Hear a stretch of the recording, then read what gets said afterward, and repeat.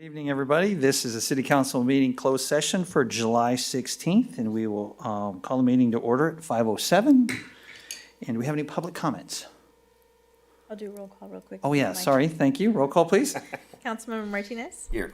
Councilmember White? Here. Councilmember Voigt? Here. Mayor Pro Tem Lara? Here. Mayor Finn? Here, thank you. Okay, public comments. I have All no right. written comments. Rudy, do we have any callers on the line? I have no callers on the line. All right, thank you. Attorney Wade, can you please read the items for closed session? Yes, and prior to reading these items, I understand there is a city council member who has a conflict disclosure regarding a closed session item. Yes, that is correct. I will be recusing myself on B4, I believe, as my husband works for the entity. Thank you. So the council will be moving into closed session regarding B1, conference with legal counsel, anticipated litigation, significant exposure to litigation pursuant to Government Code Section 54956.9D2 or 3, one potential case. B2, conference with legal counsel regarding anticipated litigation pursuant to Government Code Section 54956.9D2 and or 3, Shane Griff and Miguel Asensio. B3, conference with legal counsel regarding pending litigation pursuant to Government Code Section 54956.9D1, 2 cases, Sierra Club versus City of Beaumont et al., and Golden State Environmental Justice Alliance versus City of Beaumont et al. Item B4, conference with legal counsel, anticipated litigation, potential initiation of litigation pursuant to Government Code Section 54956.9D4, one potential case.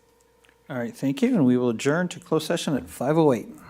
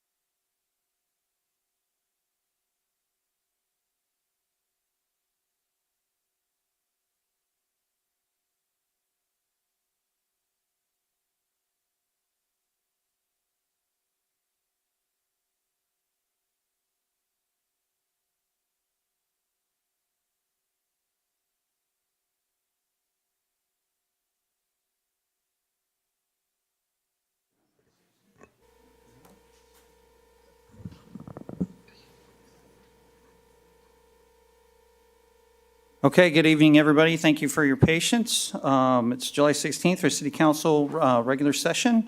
We'll call the meeting to order at 6:18. And can we get a roll call, please? Councilmember Martinez? Here. Councilmember White? Here. Councilmember Voigt? Here. Mayor Pro Tem Lara? Here. Mayor Finn? Here. Thank you. And can we get a report out of closed session, Ms. Attorney Wade? Yes, thank you. It was discovered that Councilmember Voigt had an additional conflict once City Council moved to closed session. At that point, Councilmember Voigt identified the conflict and exited the room. This is regarding B1. So now, Councilmember Voigt, will you please describe your conflict? Yes, absolutely. I recused myself during the closed session item as I reside in the community that was being discussed on that item. Thank you. So with respect to item B1, there was no reportable action. B2, the action was to allow the demand of claimant to expire and authorize legal counsel to defend the city in this matter. The motion was made by Councilmember White, seconded by Councilmember Voigt, and the vote was unanimous. With respect to item B3, that was regarding 2 litigation matters. The motion was to authorize counsel to defend the city and the city council, who are one and the same with respect to these litigation matters, in both matters. The motion was made by Mayor Finn and seconded by Mayor Pro Tem Lara. The vote was unanimous. With respect to item B4, there was no reportable action. Thank you. All right, thank you. And do we have any upcoming excused absences? No? I did receive a request from Treasurer. Oh, okay, thank Tell you. that He would be absent. Okay, thank you very much. Okay, so we will officially open our meeting with an invocation by Pastor Ron Dupre, and then following that, we'll have a pledge of allegiance by Councilmember Voigt.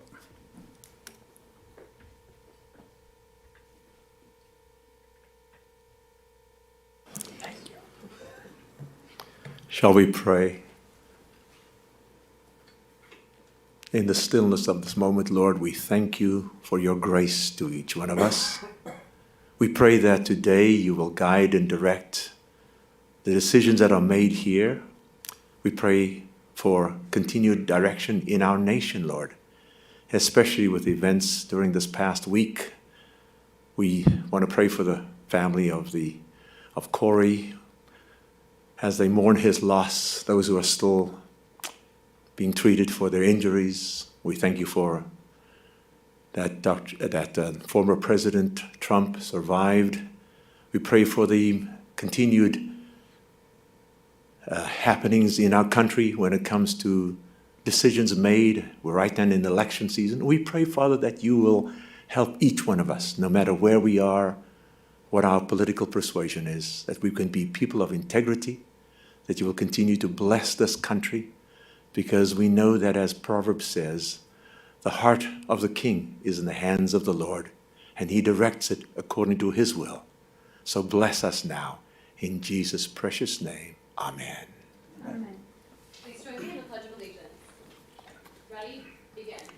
I pledge allegiance to the flag of the United States of America and to the republic for which it stands, one nation, under God, indivisible, with liberty and justice for all. Thank you, Jessica and Ron.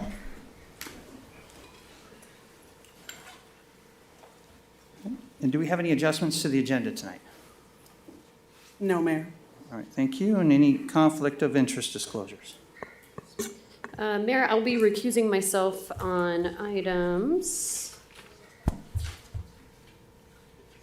J1 and item J5. All right, thank you. Ms. Thank you. Yes, and as the Assistant City Attorney, I will be recusing myself on 1.3 as an attorney from my firm does work for waste management, and J6 as that item involves my invoices from my firm. Thank you. All right, thank you very much. Any others? No? Okay. So on to our announcements, recognitions, and proclamations, and we are going to recognize Parks and Recreation Month and our Parks and Recs Director, Doug Story. Time is yours. Mayor and council, every single month of the year is a great month to be involved with Parks and Recreation. However, the month of July is a very special month because that is Parks and Recreation Month. And so I wanted to just take a couple of moments to let my team come and share some of the great things that are happening in our community. This is some of the exciting stuff that's been going on. So I want to call Ashley up and Kevin, and Ashley will introduce our special friend as well. Good evening, Mayor and Council. For nearly 40 years, the National Recreation and Parks Association has celebrated Parks and Recreation Month in July, which promotes the development of strong, vibrant, and resilient communities through the power of parks and recreation. This year's theme, Where You Belong, highlights the various ways professionals nationwide cultivate a sense of belonging within their communities.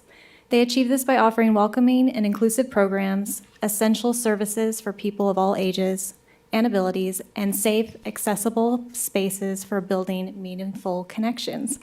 So tonight we're going to showcase how your Parks and Rec team contributes to creating a strong and vibrant community here in Beaumont. So who we are 2 divisions within our department. We are Recreation, which handles all of our programs at the CRC, and we are Building Grounds and Maintenance, which takes care of your beautiful parks in the community. So my division, Recreation, our mission is to create opportunities for the growth and enhancement of individuals by developing an array of diverse, affordable programs and special events that improve the quality of life in our community. So our team is made up of 2 recreation coordinators, 13 part-time rec specialists, 10 seasonal lifeguards, and I'd like to reintroduce our department mascot, which is Oakley.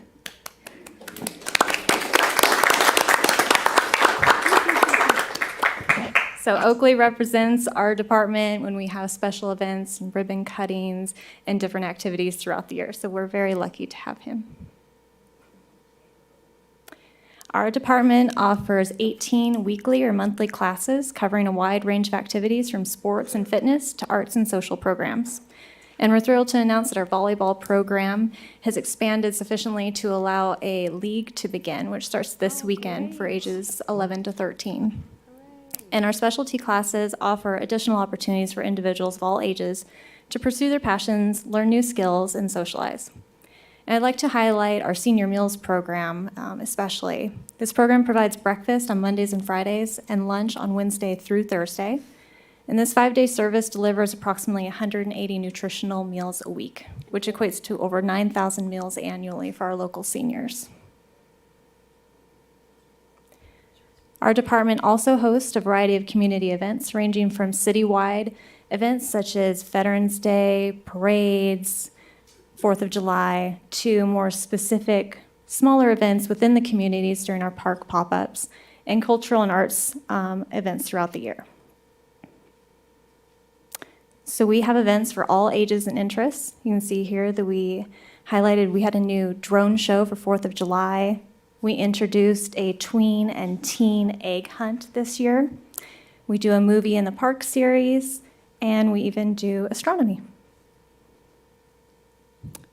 So from longstanding traditions like Monster Mash and 4th of July to our new and exciting events like Blizzard Bash and the very popular Beaumont Nights concerts, your Parks and Rec team is dedicated to continually enhancing the quality of life in Beaumont. And these programs and events that unite our community wouldn't be possible without the vital places and spaces maintained by our building grounds maintenance team. So I'd like to turn it over to my partner, Kevin, to talk about his amazing projects. Good evening, Council, Mayor. As you know, we're here to celebrate Parks and Recreation Month. I just want to go on the record to say that parks makes life better. And so it's because of you and the decisions you've made and the staff that we have that we've been able to make those changes in our parks to make them more efficient, more effective. As you can see, we have a staff. Our staff is 24 staff. We have 2 parks crews, which means 18 parks. 1 right-of-way crew, which means 26 plus miles of lineal miles of right-of-way area, includes center medians, making everything look good within our city. one irrigation crew, one custodial crew, one maintenance crew that maintains approximately 90,000 square feet and 10 facilities within our city. Let me just talk about a little bit about a few of our projects that we have going on within our city. As you know, we have tomorrow night, I hope you can join us for our ribbon cutting for 4 new playgrounds that are being installed. We are excited because the infrastructure is providing new and exciting opportunities for our community to come in and just really have fun. And these parks are starting to get really impacted, and the kids are having fun. And we've heard nothing but good reports. We've been able to install some new equipment, some cornhole boards, at the Forge. And if you come out, you'll see some of the new infrastructure that we've been able to put in. We've been able to put in 300 linear feet of sidewalk to decrease some of the liability and trip and falls in our parks, upgrade some of our basketball courts with new infrastructure, new painting, just kind of highlight some things. We've been able to replace some of the old tables, chairs, trash cans, and trash receptacles and benches in our parks that really kind of enhance and, provide a level of service accommodating for ADA, providing some updated plants, providing some updated areas in our sport fields to decrease liability and make it smooth for some of our leagues that play. Some of our facilities, we've been able to paint the interior of our Albert Chatney Center and do all the interior lights. And our futuristic goals are we're going to do the exterior lights and exterior painting. We've been able to install a few of our projects, the PD, 350 linear feet and 4 gates for the PD department. One of the things that I'm really passionate and excited about is we've been able to install 26 smart rain timers within our parks that are digital and manual, it saves on staff time. We don't have to do valve checks individually. It saves on watering. It has master flow sensors that cuts off the water if there's too much flow going to a valve. So it just decreases, it just helps us be more efficient and more effective. We've been able to increase some of the signage within our parks. We've been able to put in, one of the parks that just kind of started last week was the Stewart Park. I don't know if you've driven around where you got the tent fence. They're starting to do some demo. I was out there today talking to the foreman and taking some pictures. They're just kind of moving forward, and I anticipate that just to, have no problems, no extra costs, all the above, right? Hurrah. So, yeah. Our parks master plan, we're kind of moving forward with. It's kind of paving the road for the 1 to 5 to 10 to 15-year plan as far as finances and some of the stuff that we do need to really concentrate with in staffing and different things in that nature.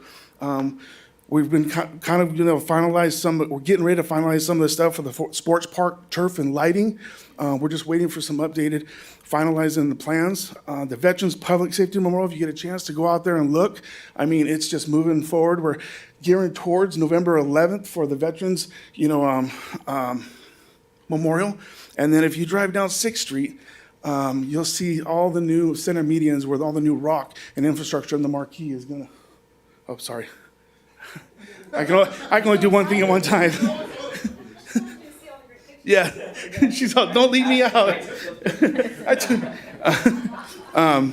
And then some of the other things in the facility that we've already accomplished, that we've paved some of the fire station 6's parking lots. We've done some renovations, and we're putting a new patio, and we're going to do some of the bay doors within the fire station. So annually, we mow about 19,000 acres a year. We trim, we do all the irrigation repairs. We do approximately 3,000 linear yards of playground mulch, brown mulch, SP 1385 compost to the city. We just finished Stetson and Nicholas Park. If you drive by there, you'll see all fresh new brown mulch. It just enhances the community. It makes it look really nice and good. Hopefully you guys are getting some good feedback.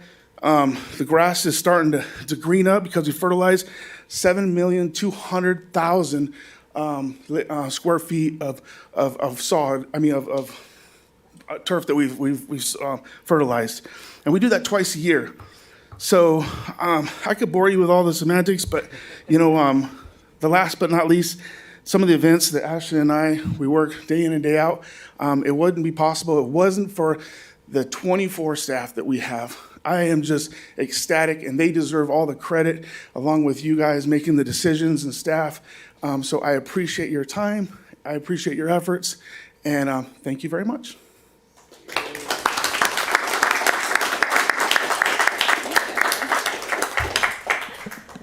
So in honor of our month, we did provide you with our awesome little swag glasses up there.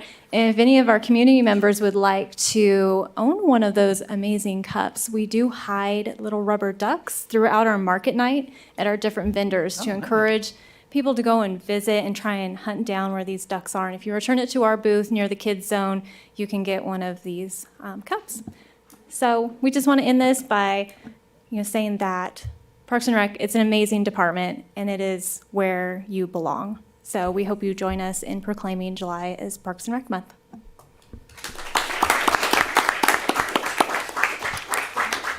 Mayor, may I make a comment? Yes, sir. I just want to tell you too that the market nights, you've done an amazing job there. I really appreciate that. Yeah, so Doug, Ashley, Kevin, and Oakley, and the whole staff, thank you very, very much. You guys are doing a great job. All right. So on to public comments. Do we have any public comments that are not on tonight's agenda? Yes, sir, I have one. Okay, so before we go to that, so I'll read this statement here. This doesn't apply to all of our public comments for the evening. Any one person may address the city council on any matter not on this agenda. There's a 3-minute time limit on public comments.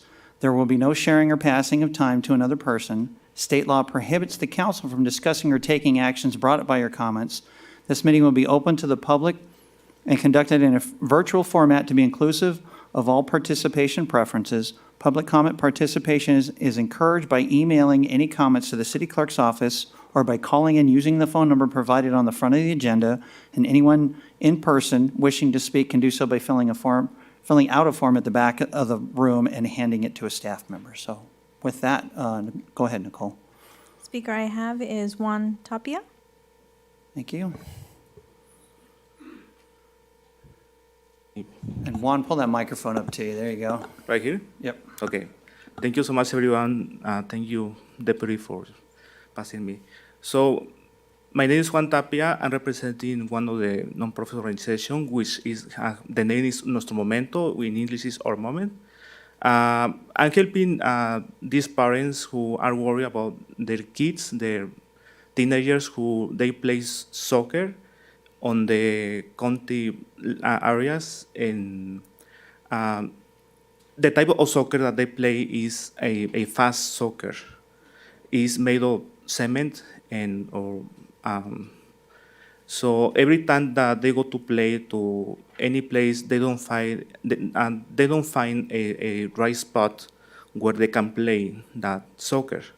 It's different than the regular soccer in comparison to the large soccer fields. This kind of campus for the soccer is almost 2/3 of the size. So we came here to see how we can find or we can collaborate with the city to find a propose to make some soccer fields for these guys. There is a league across the county who they had to go to other cities to play this kind of soccer. So the petition here is to see how we can collaborate with the city or how we can find a solution for this guy.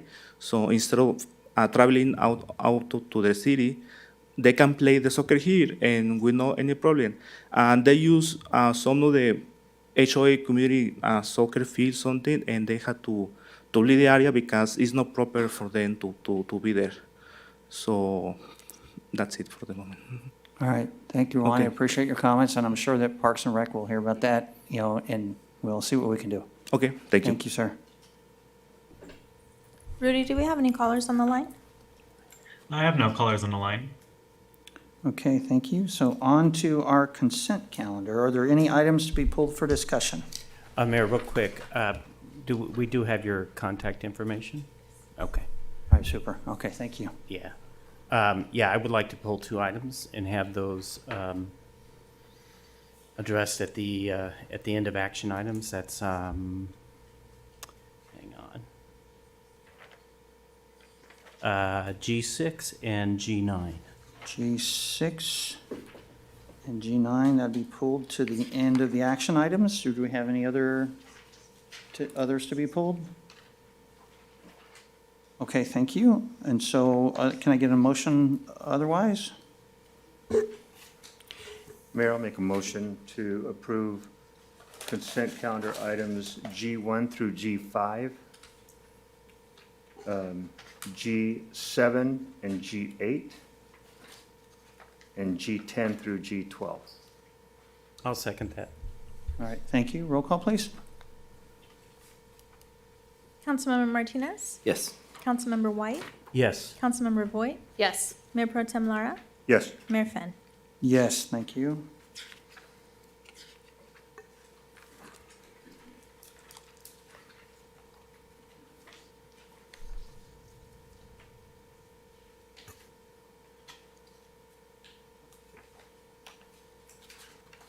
Okay. On to item H, Youth Council Report. Ms. Martinez, and it's summertime, right? Yep, summertime, no report, Mayor. All right, thank you. So on to item I, our public hearings. Item I1 is applications received for Beaumont Village, APNs 404-190-001 and 003. And we have a staff report by Ms. Carol Kendrick.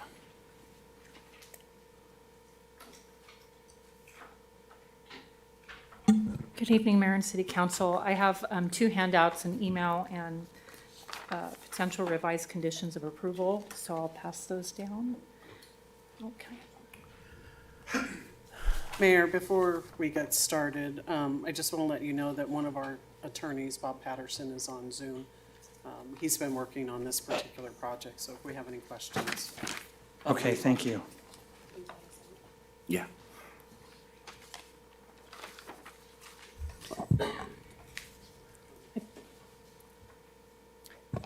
Again, good evening, Mayor and City Council. Carol Kendrick, Interim Community Development Director, presenting the Beaumont Village project, which consists of a plot plan and 3 conditional use permits for a proposed gas station, convenience store with alcohol sales, and a drive-through car wash that was submitted to the city on July 30th of 2019. The application was submitted by the applicant and is not city-sponsored. A public notice was placed in the press enterprise, and property owners within a 300-foot radius were notified of the public hearing on July 6th. We did receive one email during that time from resident Mary Daniel. I have had that passed out. She did indicate that she's not in favor or in opposition to the project and did request that we consider a post office for the anchor tenant.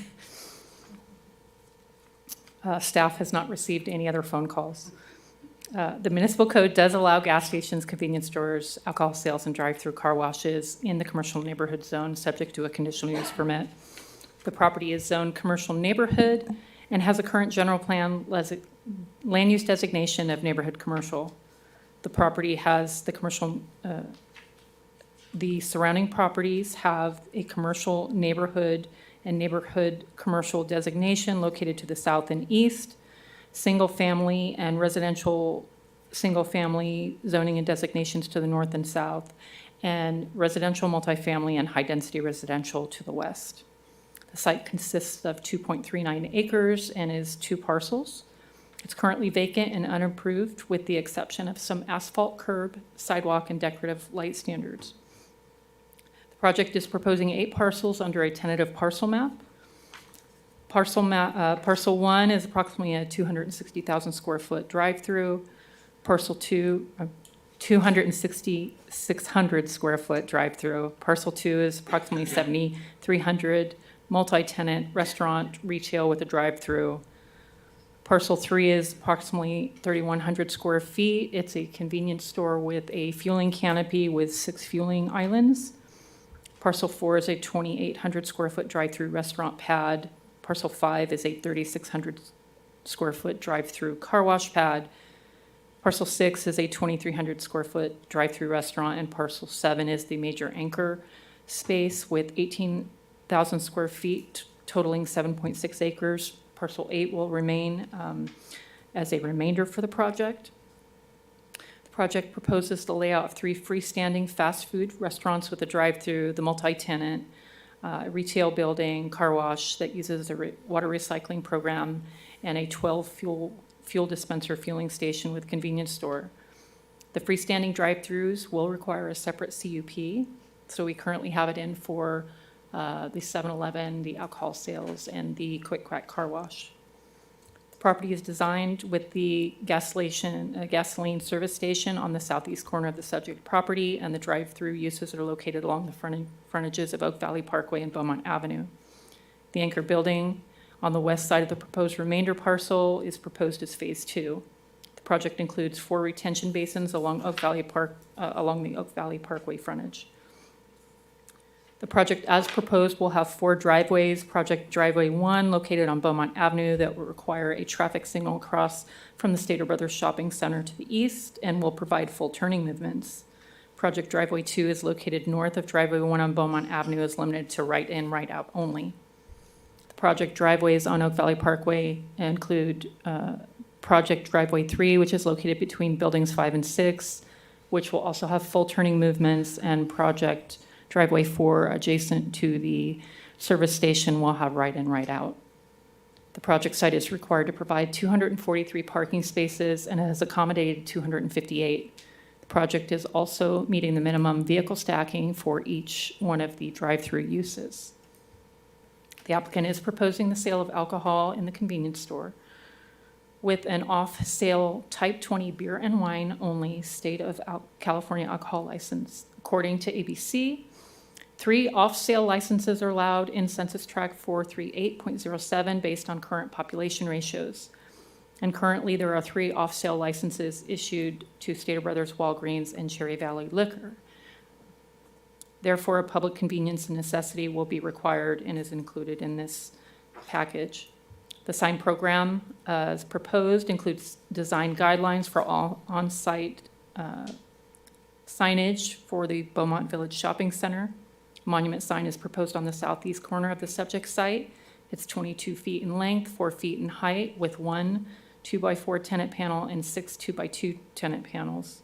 The signage design and materials include established brick veneer to continue with the design theme proposed by the developer. 2 freestanding pylon signs are proposed with an overall height of 16 feet 18 inches, with a width of 11 feet 6 inches. They include 7 panels. The pylon signs are located at both of the full turning movement driveways, one on Oak Valley and one on Beaumont Avenue. 7-Eleven does have a double-faced illuminated monument gas sign. The overall height is 72 inches, and the base is 27 inches in height, with a cabinet above that includes the 7-Eleven identification and fuel pricing signs. The fuel sign is located on the easterly driveway of Oak Valley Parkway. While signage will be limited for shop tenants to 36 inches in height and 1 square foot per lineal foot of the lease frontage area per elevation. Pad tenants have 36-inch height as well, but 1.5 square feet of the lineal footage. The gas station, convenience store, and quick service restaurant are proposing a 24-hour operation. The car wash will have limited hours between 7 a.m. to 10 p.m.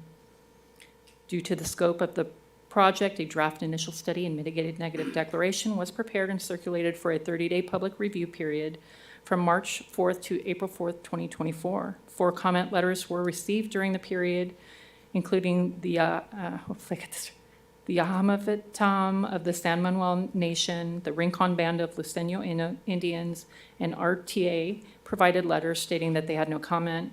The Riverside County Flood Control provided a letter indicated that if improvements were made to Marshall Creek and if the city required the district to accept them, that the applicant would be required to enter into a cooperative agreement with Riverside County Flood Control and Water District. Those comment letters are attached to your staff report. At the Planning Commission, there were several items brought up, including the number of drive-through uses, circulation, traffic, aesthetics for the canopy, and they did analyze, we did have the applicant analyze a potential redesign of the gas station to have the convenience store on the hard corner and the fueling station behind. We do have documentation in the staff report that provided by the applicant that showed that would not work with the design. For the housekeeping items, we do have two revised conditions. Condition number 21, we're clarifying, and so it would read, prior to the issuance of a certificate of occupancy, all street frontage landscaping shall be installed, and irrigation shall be operational for the entire street frontages for the shopping center. Street frontage landscaping shall consist of on and off-site areas from the street frontage to each of the proposed buildings or drive-through lanes as shown on the conceptual landscape plan dated March 10th, 2022. And condition number 2 will be modified to read, the landscape plan shall include at a minimum size 24-inch box trees on the northern and western property lines and north of the private drive adjacent to the private drive. Looks like we've got a duplicate there. North of the private drive, I'll have to look at that one. With conceptual landscaping, the conceptual landscape plan dated on March 10, 2022, all tree sizes shall be a minimum of 24-inch box, shrubs shall be a minimum of at least 5 gallon in size, and off-site landscaping to utility boxes and mechanical equipment shall be enhanced, subject to the approval by the Community Development Director. I did want to add another housekeeping item on page 559 in the staff report in the 4th paragraph. We do talk about adding sidewalk. It does reference Oak Valley Parkway. That needs to be stricken and replaced with Beaumont Avenue, and that reflects in the conditions of approval as well. This concludes my presentation. I'm happy to answer any questions you may have. We do have the developer here. We do have a representative from 7-Eleven, and I believe we have more of the project team as well. Real quick, Mayor. Sure. Could I get a clarification on that last item? You were saying it's 4th paragraph, 559? And can you just, if you don't mind, I was trying to find it while you were introducing it.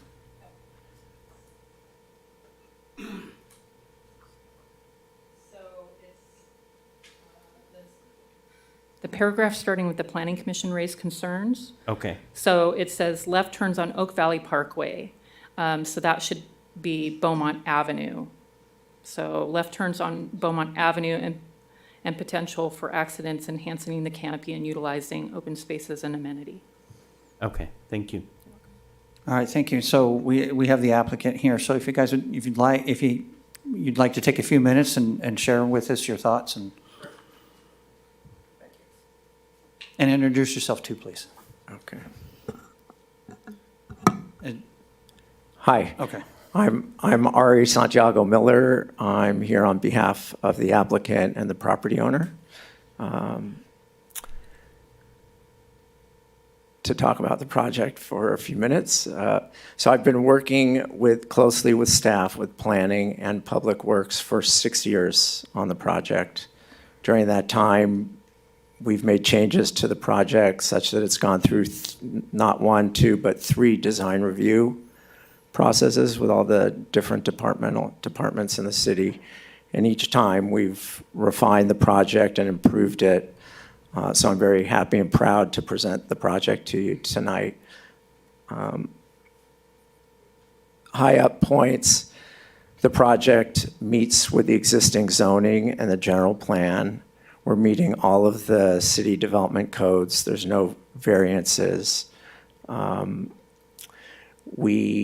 projects will bring millions of dollars of improvements to the city in terms of street infrastructure and water infrastructure.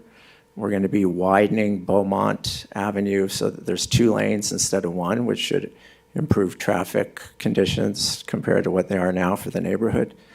We're installing a traffic signal at the entrance of the Stater Brothers Center, which sometimes it can be difficult to get out and make a left because of during periods of heavy traffic. We've lined up the main entrance for our center to be at the same spot on Beaumont as the Stater Brothers Center, so that signal will serve for ingress and egress to our property as well. We are enlarging the water lines on Oak Valley and increasing the pressure per agreements with the water district. So that line will be improved, which will serve our project, but it will also help serve future projects to the west of us. This project has been vacant, dormant land, as far as I know, for over 50 years, and it's not serving any purpose to the community. Our project will bring jobs, will bring services. This area hasn't really had much development since the Stater Brothers Center, which was about 20 years ago. And the area needs more goods and services. Right now, they're having to drive to the freeway or drive to Calamasa for some of the services. There's not a lot of gas stations in this part of the city, and the gas prices are fairly elevated. So having another gas station come into the area should drive competition, and there's a good chance gas prices will come down substantially. That will benefit the neighborhood. We've designed the project. It includes design guidelines, and that's something that we offered. It wasn't required by the planning department, but we offered it to ensure that it's a cohesive center from the aesthetics and the design over time, regardless of who owns the shopping center or any portion of it. The design guidelines ensure that it's going to be a cohesive center, which is important. We plan on developing the property and owning it over time, and look forward to becoming a member of the Beaumont business community.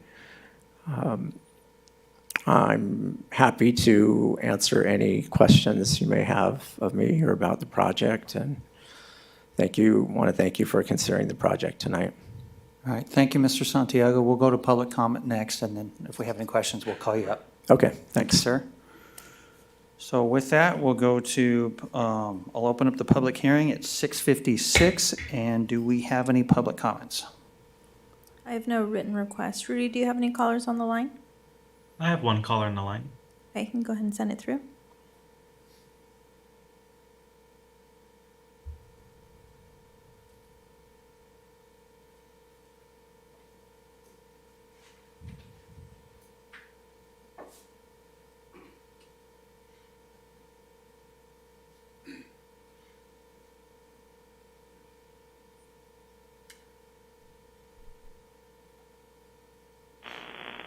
Caller, can you hear us?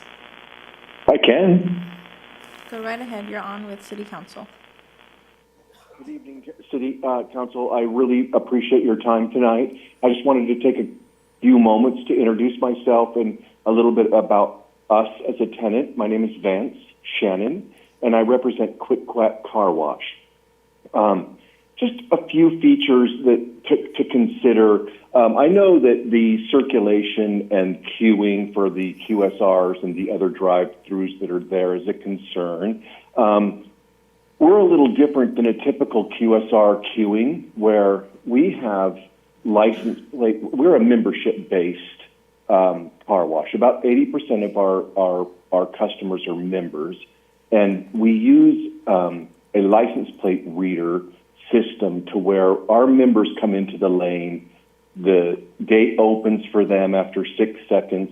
They go into the wash line, and they go through the wash without stopping to pay or even contemplate an order, where, a typical car wash, a QSR is going to be stopping at a menu board and then potentially stopping at a pay window and then a third window to pick up your order. So it's really expedited. It takes approximately 3 minutes to get through the wash from the time that they pull up to the gate itself. So it's very, very efficient.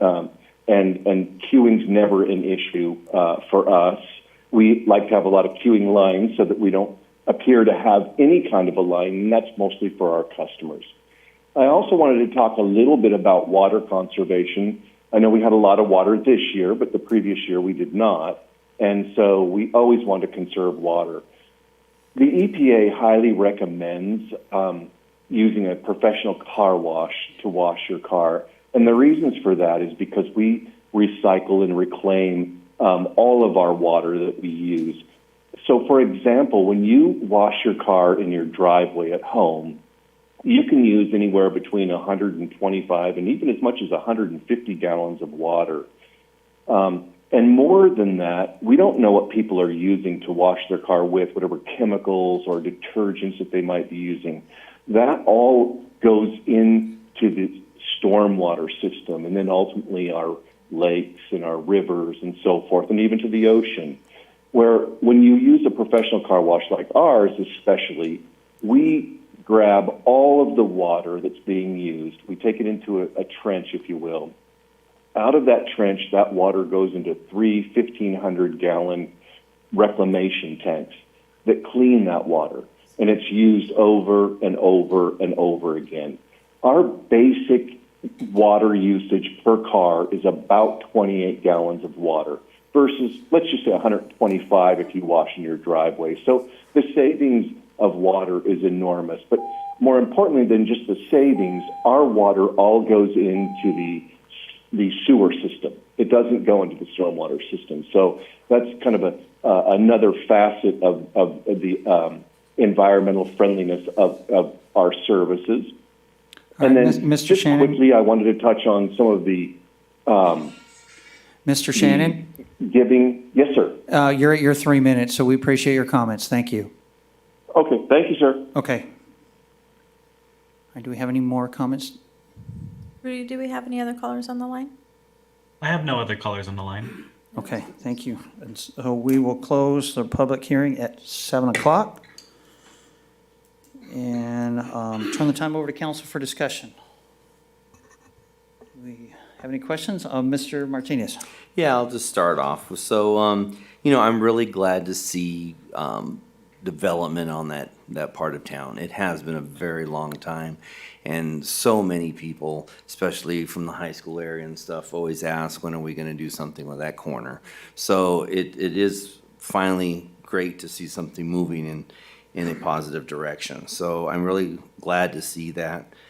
I'm also glad, really, as far as our city processes. I really appreciate the Planning Commission and the DRC as a part of our process that helps vet a lot of the small issues before it comes to council.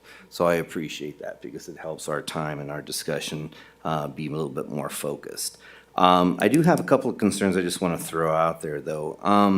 First of all, does have to do with driveway 3. So driveway 3, according to your map, is going to have in and out from both directions as well as coming in.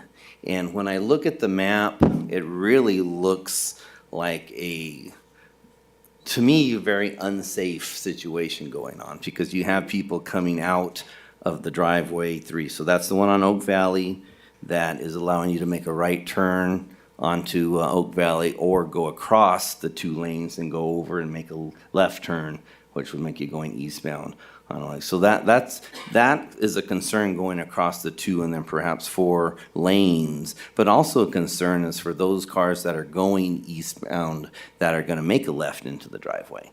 Because according to the map, the left arrow and the coming out right arrow are right in front of each other, which means the cars are going to be right in front of each other. So I'm trying to see how that's mitigated. And with that comes the question, because I can't read maps very well, is there a physical barrier on Oak Valley? Or is that a painted, because it looks like an island there. Yeah, it'll be a raised curb median that ends before that 3rd driveway.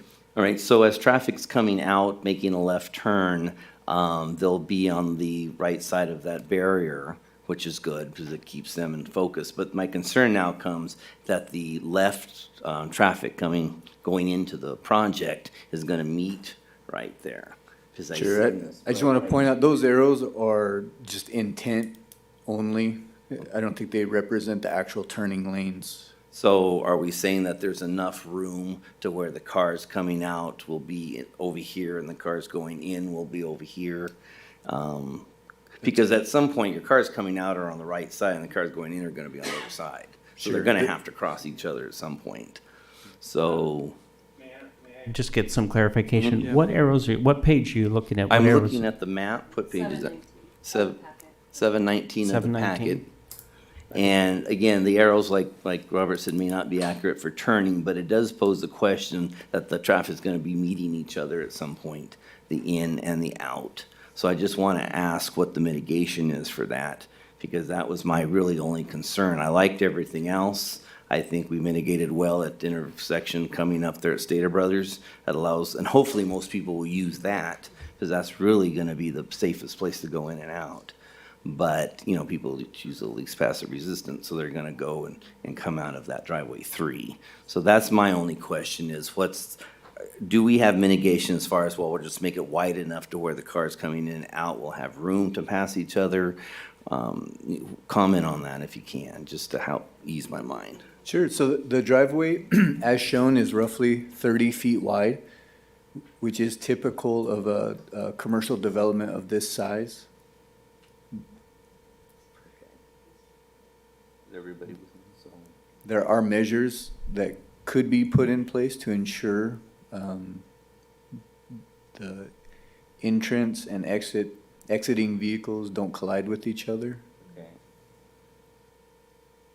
So there's 2 maps there. One has the arrows and one doesn't. Did everybody find the one with the arrows? No. The Oh, plot, 709. Look at 709. Or 7, yeah. Where you have some arrows on the driveway There, entrances. those are the arrows I'm looking at, are those arrows coming out? Yeah. So you have people coming out and then people coming in, but my concern was right there at that nexus is where they're meeting. And that was I'm sorry, Robert, go ahead. So you were saying there's mitigations for making sure that the lanes don't Sure. overlap? There are mitigation measures that we could widen. We could ask the developer to widen that driveway. We could install a pork chop that doesn't necessarily force them to make a right turn only on exit. Those measures would be unique, though, to a driveway of this existing width. However, they're at your disposal. And again, I'm not the expert here, so all I'm doing is giving you my concern. So as an expert, you come back and say, well, we think it's covered, and then I'm gonna go with that. But I'm the one that's gonna hear about it when people are getting into accidents. So I just wanna make sure that you as staff and as the designer and the developer, you can say we've done our best and assure that it shouldn't happen. Mr. Santiago wanted to comment. Could he comment on that, Mayor? Oh, yes, absolutely. Hi, thank you, Ari Miller again, on behalf of the applicant. I just wanted to chime in because Public Works a long time ago was concerned about that, and they required our traffic study look at that issue. And I believe originally the driveway was designed at 24 feet wide, which is the minimum requirement for a two-way driveway, which this is a two-way driveway. We expanded it to 30 feet. To address part of your concern. And the traffic study looked at this issue as well and deemed it to be safe. And how old was that study? I believe it was revised and submitted earlier this year. Oh, okay. That's new stuff. Okay, that's fine. The only reason I asked is that Oak Valley's been Yeah, upgraded since a long it was a time ago. good point. Anyhow, I just wanted to chime in to let you know that I think we addressed that, and the traffic engineer addressed that in his study. Okay. Thank you. All right, and again, I'm not gonna micromanage or, tell you how to do things. I'm just giving you my concerns. So if you're gonna appease me, then I'll be fine. So appreciate that.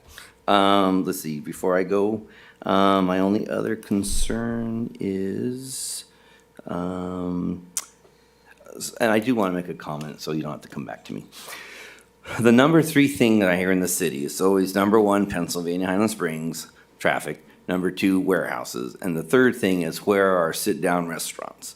always from everybody. And when I tell them, oh, we're going to have something, we're going to have some drive-through restaurants and stuff, the first thing they tell me is where are our sit-down restaurants. So I would like, if you could address that from your expertise on why a developer doesn't put a couple of pads in to bring those in, I would be able to pass that along to my constituent. Sure. So the project as it's designed right now, it has 3 traditional fast food restaurants. It has a food court that has an upgraded outdoor seating where there's like 3 rows of seating and fencing around it and lights above it, like you see in the Corona commercials or whatever. But it's meant to be an upscale food court. And then it has the gas station, the car wash, which we heard about in detail, and the anchor tenant, which is an 18,000-foot box. And that could be for anything from a Trader Joe's to a Sprouts to an Ace Hardware or a gym, or it could be redesigned as 1 or 2 sit-down restaurants.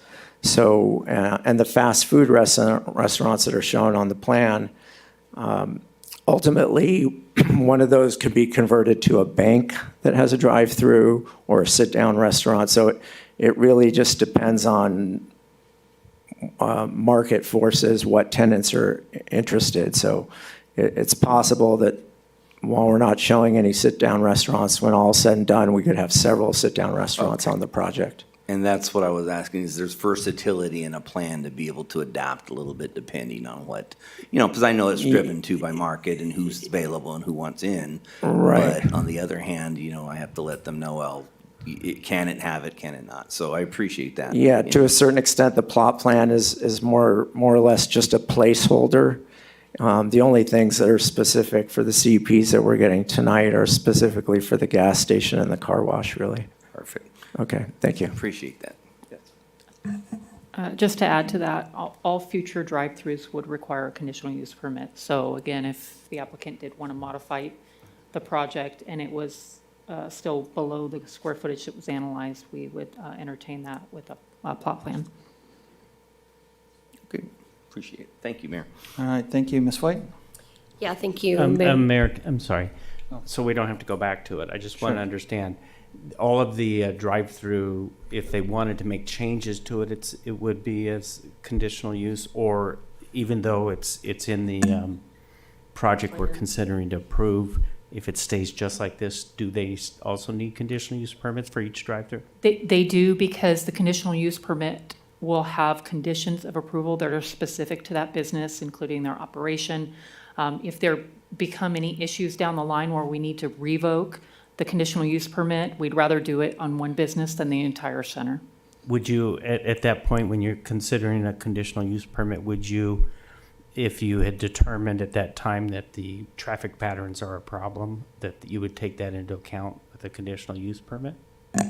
Well, the initial study and MND that have been done for this project are analyzing all the traffic for those, so we would not consider that. I'm talking about the traffic patterns inside the project. There's a lot of concerns about the number of drive-throughs.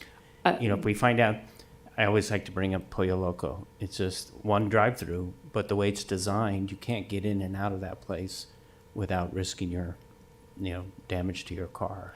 We'd likely work with Public Works and typically get some kind of addendum or memo from the traffic engineer that would address that. Okay, thank you. Sorry, I just wanted to No, stay that's on fine. point. Absolutely, stay on point. Back to you, Ms. White.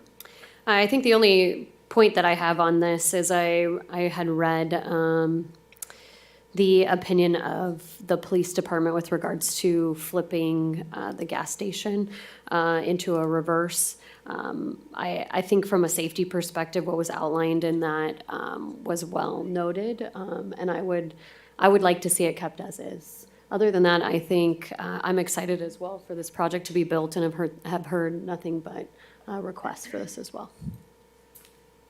All right, thank you. Mayor Pro Tem? So if we're parcel 2, does that have the option of retail in that location as well, or do they all have to be sit-down restaurants? Or It is a multi-tenant retail restaurant, so Okay. it does have options for both. Okay. I know that in the drive-through, since we don't have any identified, we still require a queuing, I think it's called a queuing study, or what's the official name for it? I think we've been using queuing studies, so that's been on newer projects that have been coming through. So the traffic and circulation were analyzed as part of that, a part of the initial study, MND, and so, and a traffic study prepared for this.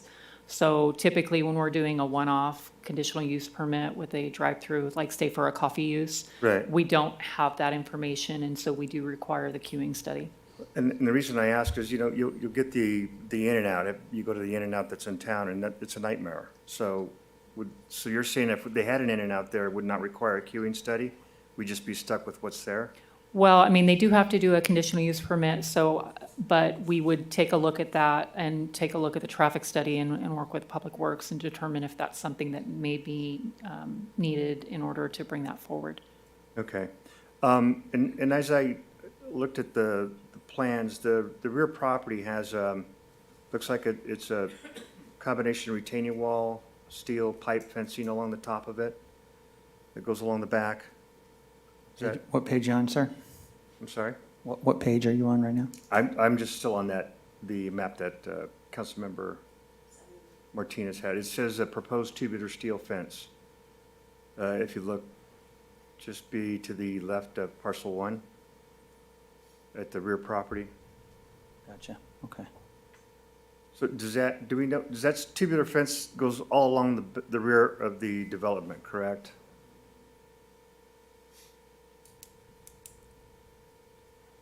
It appears so. Yeah, okay. What I'd like to see, if we can, is at least I know they don't want to do a block wall all along the back. I know the police would prefer that it not be that way, but at least maybe a block wall between the vacant property north that can still be developed so that you have block wall between the two commercial developments. Is that possible to get that? Be similar to the development across the street that has block walls between the adjacent uses. I think, Mayor, if I may, there was a comment saying that they did that for the view of Marshall Creek to keep an open view Right. towards the back, but Right, that would be the view of Marshall Creek along the back, but the vacant property that can be, which I get, and because you can't develop back there, it's a non-buildable area.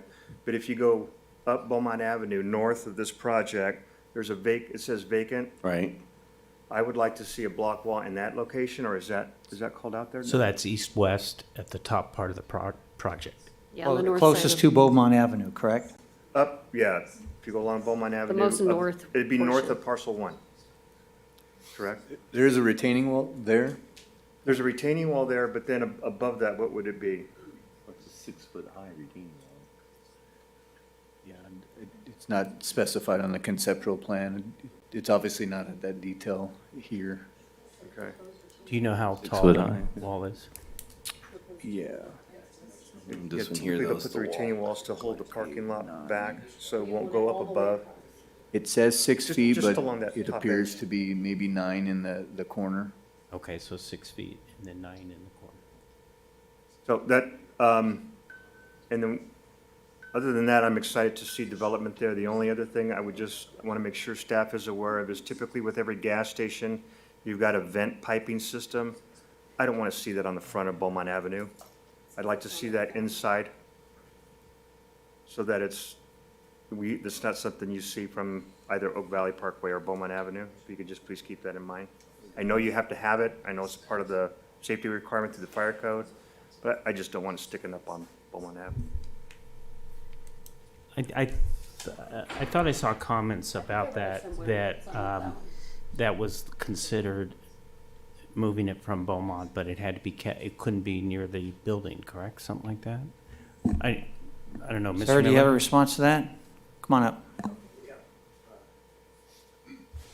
Thank you. Ari Santiago Miller again on behalf of the applicant.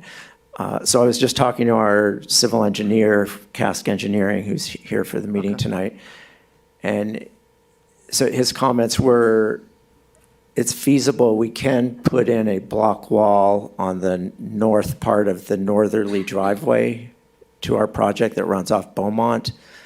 But he's cautious that it's going to not look very good and it's going to create a blank canvas for graffiti, and then we might have a chronic graffiti problem. And that just having a big wall, just a short big wall won't look very nice, but we can do it if it's a deal killer, but the engineer doesn't seem to think it's necessarily a good idea.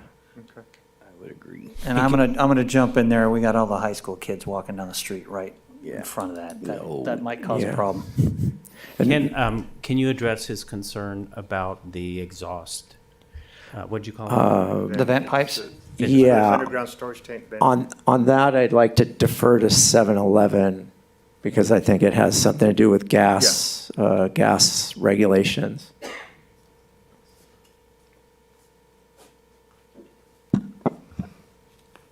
Good evening. My name is Mike McFarland.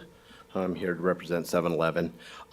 So we actually have what they call a Healy tank enclosure there, and there's a certain distance that it needs to be from the underground tanks. Right.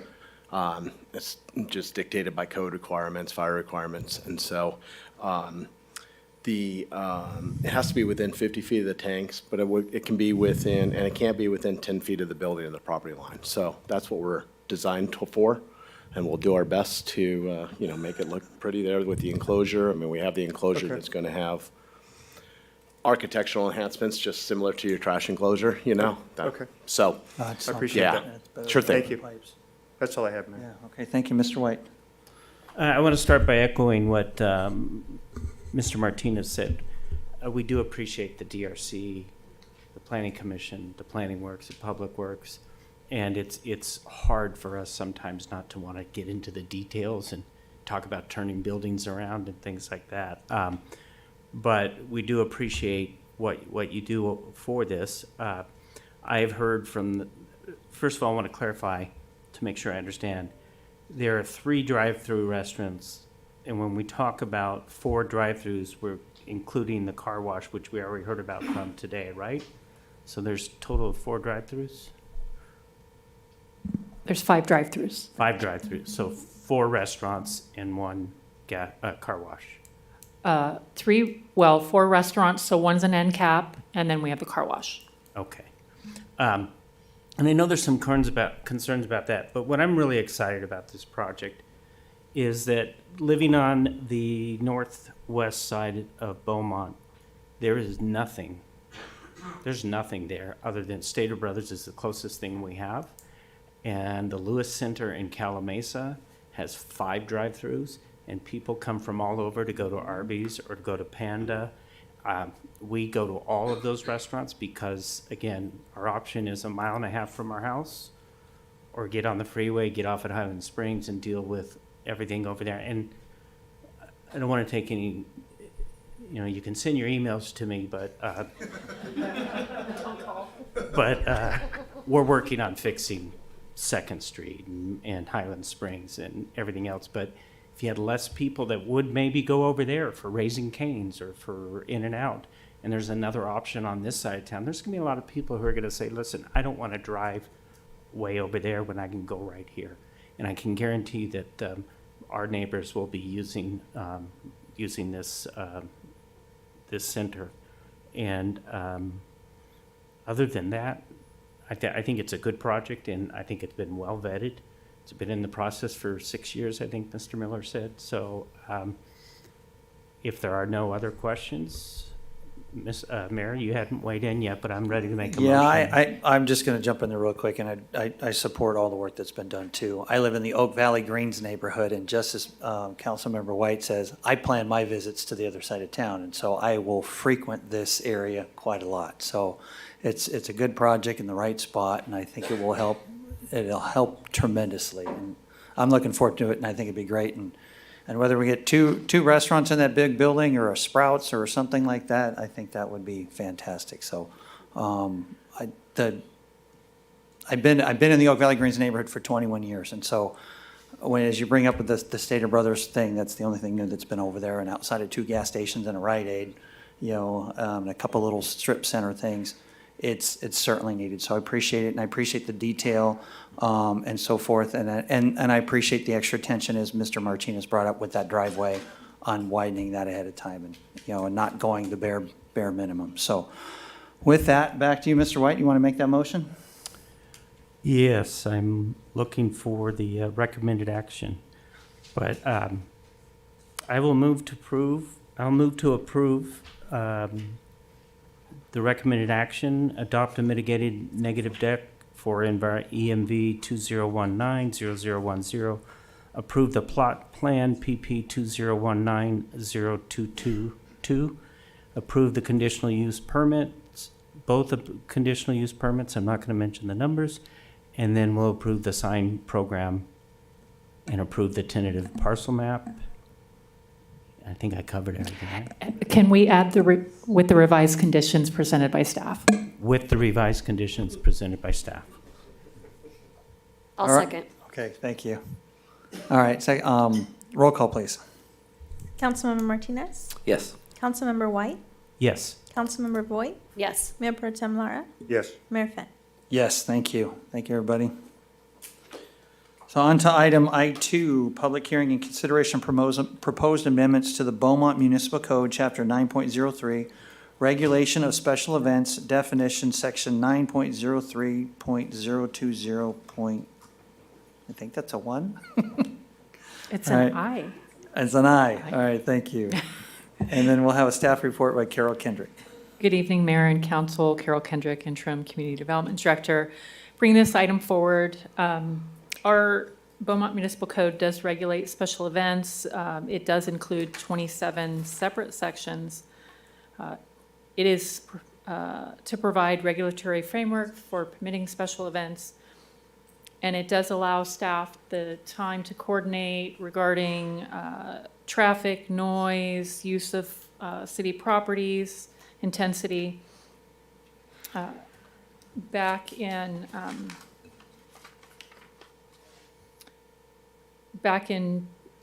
2023, the city did a comprehensive fee update. Previously, the specific special events did not have a charge associated with them, and the council did adopt charges for those. I know you're aware of that because I think many waivers come through on those. And it was brought to our attention by one of the homeowners association that there was a discrepancy between the fee study, the fee schedule, and the municipal code, which identified minor events and major events. Minor events with being 500 or less. The fee study established it at 1,000. So we're just trying to clean that item up to match with the current fee schedule. We did bring this up with our Development Review Committee and also brought it up in executive team to discuss any concerns with making those changes. The difference between 500 and 1,000 doesn't make that significant of an impact. The majors are really focusing on those large events like Cherry Festival and some of the larger ones that we see throughout the city. So we are requesting that the changes to the definitions be modified with a major change to 1,000 and a minor 1,000 or less. This concludes my presentation. I'm happy to answer any questions you may have. All right, thank you. And do we have any, well, I'll open the public hearing at 7:27. And do we have any public comments? I have no written requests. Rudy, do we have any callers on the line? I have no callers on the line. Okay, we'll close the public hearing at 7:27. And we'll turn over to council discussion. Any questions or comments? Mayor Pro Tem. Yeah, I have a few. Going through this, I'm glad to hear that staff doesn't have a concern with the jump from 500 to 1,000. I appreciate that. Under section 9.03.020, it talks about the length of a special event could be as, do I understand that correctly, as long as 30 days? Yes. So it seems kind of long. And then and I know some of these larger events like that would require staff time to help maintain and monitor, but we're only collecting, $19.85 up front as a flat fee. We may want to look at maybe limiting the length without an additional approval of some kind? I'm asking council. I don't think I've ever seen an event go on for 30 days. I don't even think Woodstock went on that long, but now I'm dating myself, but, so I just think maybe it's something to discuss and maybe provide direction on. Because I'm correct in saying that the 1985 is a flat fee, not a deposit, correct? That is correct.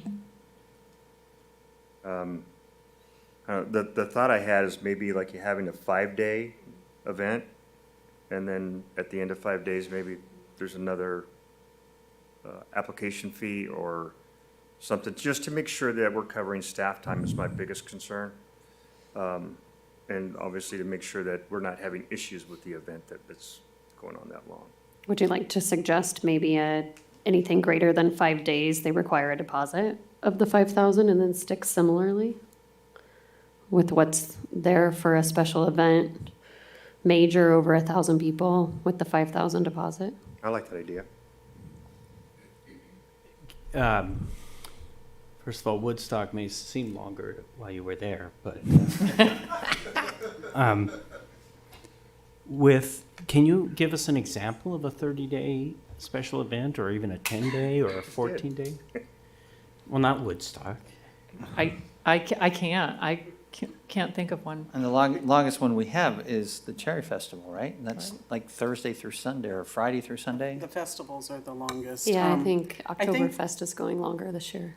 I think the reasoning behind the 30 days is, and we haven't had one in years, were carnivals. Carnivals would come to town, they'd use the swap meet lot, and those usually ran several weekends or, 2 weeks. But in recent years, I can't think of anything that's gone that long. So, and then if somebody came, let's say multiple weekends in a row, that would be considered one event over that 30-day period? Yeah.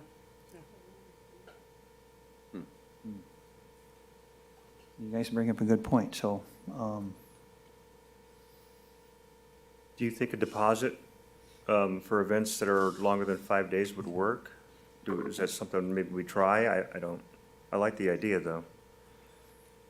I mean, in a deposit, we refund the money that's not utilized, so, it's a little bit more upfront for the applicant, but, I think that is a reasonable way to move forward.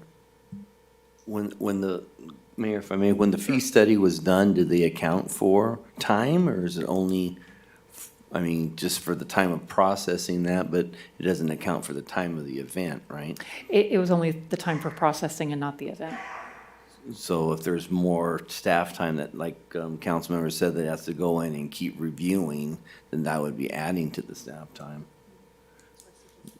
Yeah, you might do that, a flat fee for a certain amount of days, but if you go more than that, then it's deposit plus, fee plus deposit. Yeah. And that's refundable, like you said, if it didn't require. Yeah, I would be interested in that. Do we have any, I see on here, I saw pumpkin patch and it just kind of made me think of that. I know that we have somebody that does Christmas trees, I think, or wants to do Christmas trees. Would that be something that would be extended for a 30-day period? But that's not, is that considered a special event? It is considered under there. Typically, we used to do it as a temporary use permit, but that was not codified, and so when we did the update, we removed that from the code.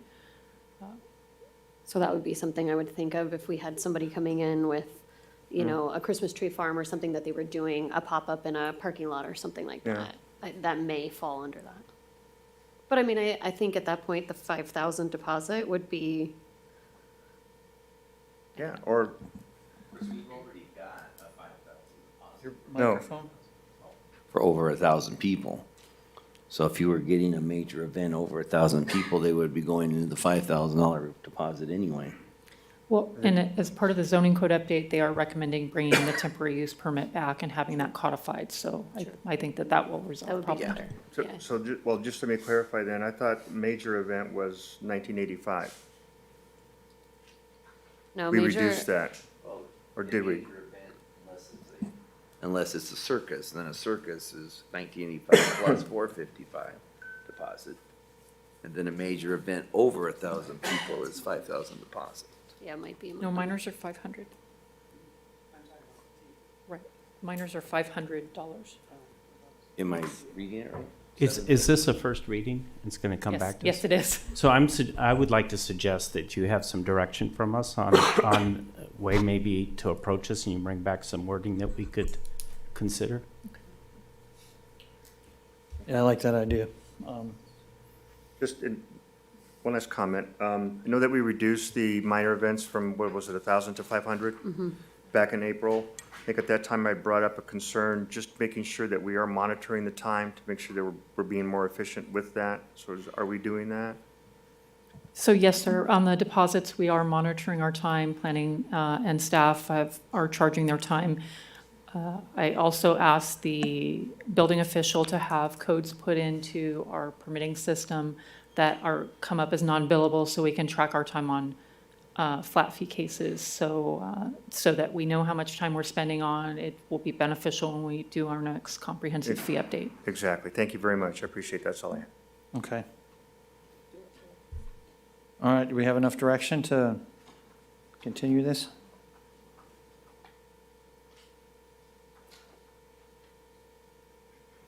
Sorry.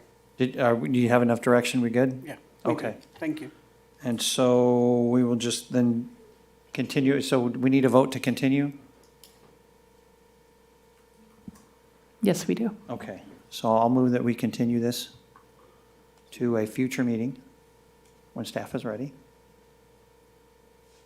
Do we have to well, it'll get noticed. Yes, we want a specific date. Do we want a specific date? Yes. So we don't So have to next meeting, renotice. August 20th? Okay, so I propose that we continue this to August 20th. I'll second. Thank you. Roll call, please. Councilmember Martinez? Yes. Councilmember White? Yes. Councilmember Voigt? Yes. Mayor Pro Tem Lara? Yes. Mayor Finn? Yes, thank you. And item I3, public hearing to consider the placement of delinquent solid waste handling services charges on the property tax roll. And a staff report by Suzanne Foxworth.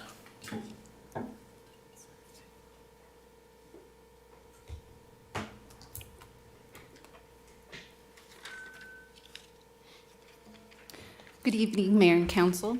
You have before you our annual staff report for consideration of placing delinquent solid waste charges on the property tax roll. Pursuant to our municipal code and health and safety code, every year we have the right to levy properties that have delinquent service charges with waste management. These delinquent service charges are for services provided May 1, 2023 to April 30th, 2024. Waste Management has sent notices to all customers listed starting in June, notifying them of this public hearing as well as a due date of July 12th to pay those charges. As of today, there are 910 accounts that are being assessed for a total of approximately $399,000 to be put on the tax roll. City staff also works closely with Waste Management to make sure there's no discrepancies. We will continue to do so until the deadline to upload to the county to ensure no unnecessary accounts to be added to the property tax roll. I have with me representatives from Waste Management, and with that, myself and Waste Management are happy to answer any questions you may have. All right, thank you. So we'll open the public hearing at 7:36, and do we have any public comments? I have no written request. Rudy, do we have any callers on the line? I have one caller on the line. Okay, go ahead and send it through.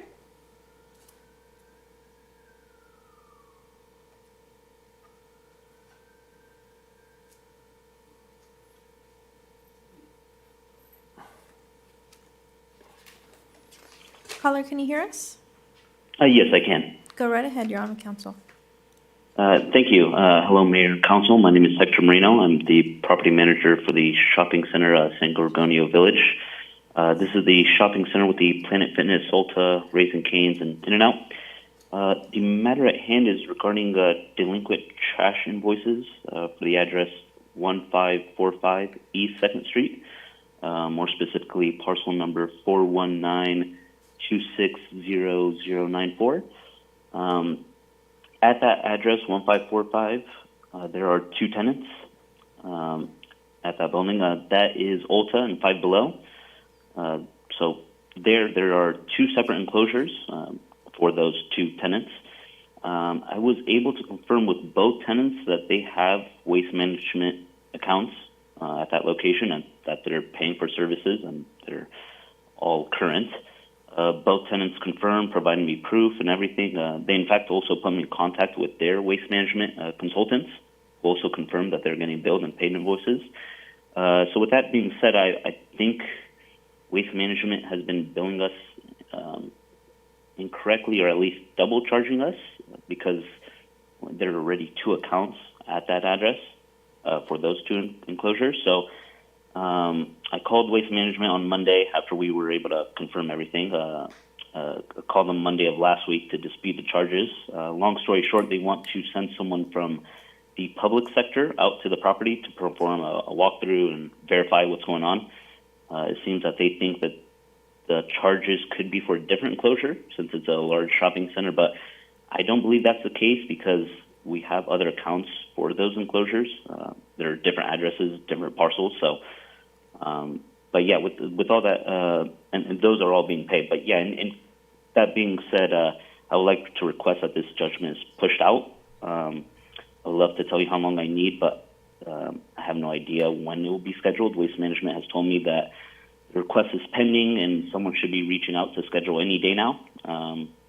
So as soon as I'm able to schedule a walkthrough and confirm everything, I think this will be resolved. But in short, I would like to see if I can push this out just a little bit because we do feel confident that we're correct in our conclusion that we're being double charged or something else is going on here at this location. Thank you. All right, thank you, sir. Do we have any other public comments? Rudy, do we have any other callers on the line? I have no callers on the line. All right, thank you. We will close the public comments at 7:40 and turn the time over to council for questions and discussion. So, Ms. White. Can we get a response from Waste Management?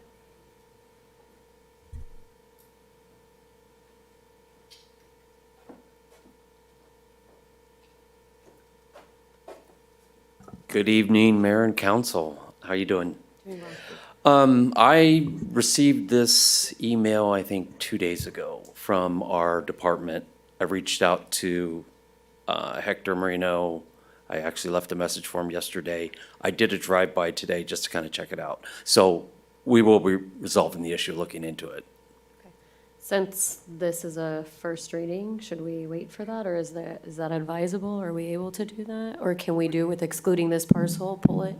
I would recommend you pull the parcel. We have a deadline to meet with the county, and your next council meeting's after that deadline. Okay. Any, So just a quick question. Go ahead. So if we pull it and it finds that it actually is a true, does it automatically go on, or do we have to bring it back, or does it just go on the next round, which would be in the next? So you do this twice a year, right? No, we only do once this a year. once a Oh, we do year. it once a year. Yeah. One tax bill that's One- split in half. Right, so the deadline's usually around the 8th or 10th of Oh, August. Once the county's deadline closes, we can't put any more on.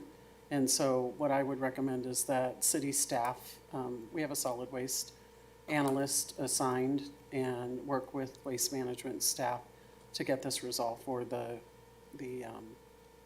commercial shopping center. Okay. And then if it turns out that there is money owed, we can work with the property manager and waste management to figure out a payment Perfect. solution. And then at I that would hate to point. put it on the property tax if we're. Of And it- course, Yeah, yeah, I'm saying if no. it was indeed found to be owed, and then no payment plan was made or to pay it off, then it would go on next year's. It And would. with a larger amount. But hopefully yeah. they would pay it off if we're done, Exactly, yeah. given the benefit of the doubt to get it taken care of. Okay, I'd rather err on the side of caution. okay. Mayor Pro Tem.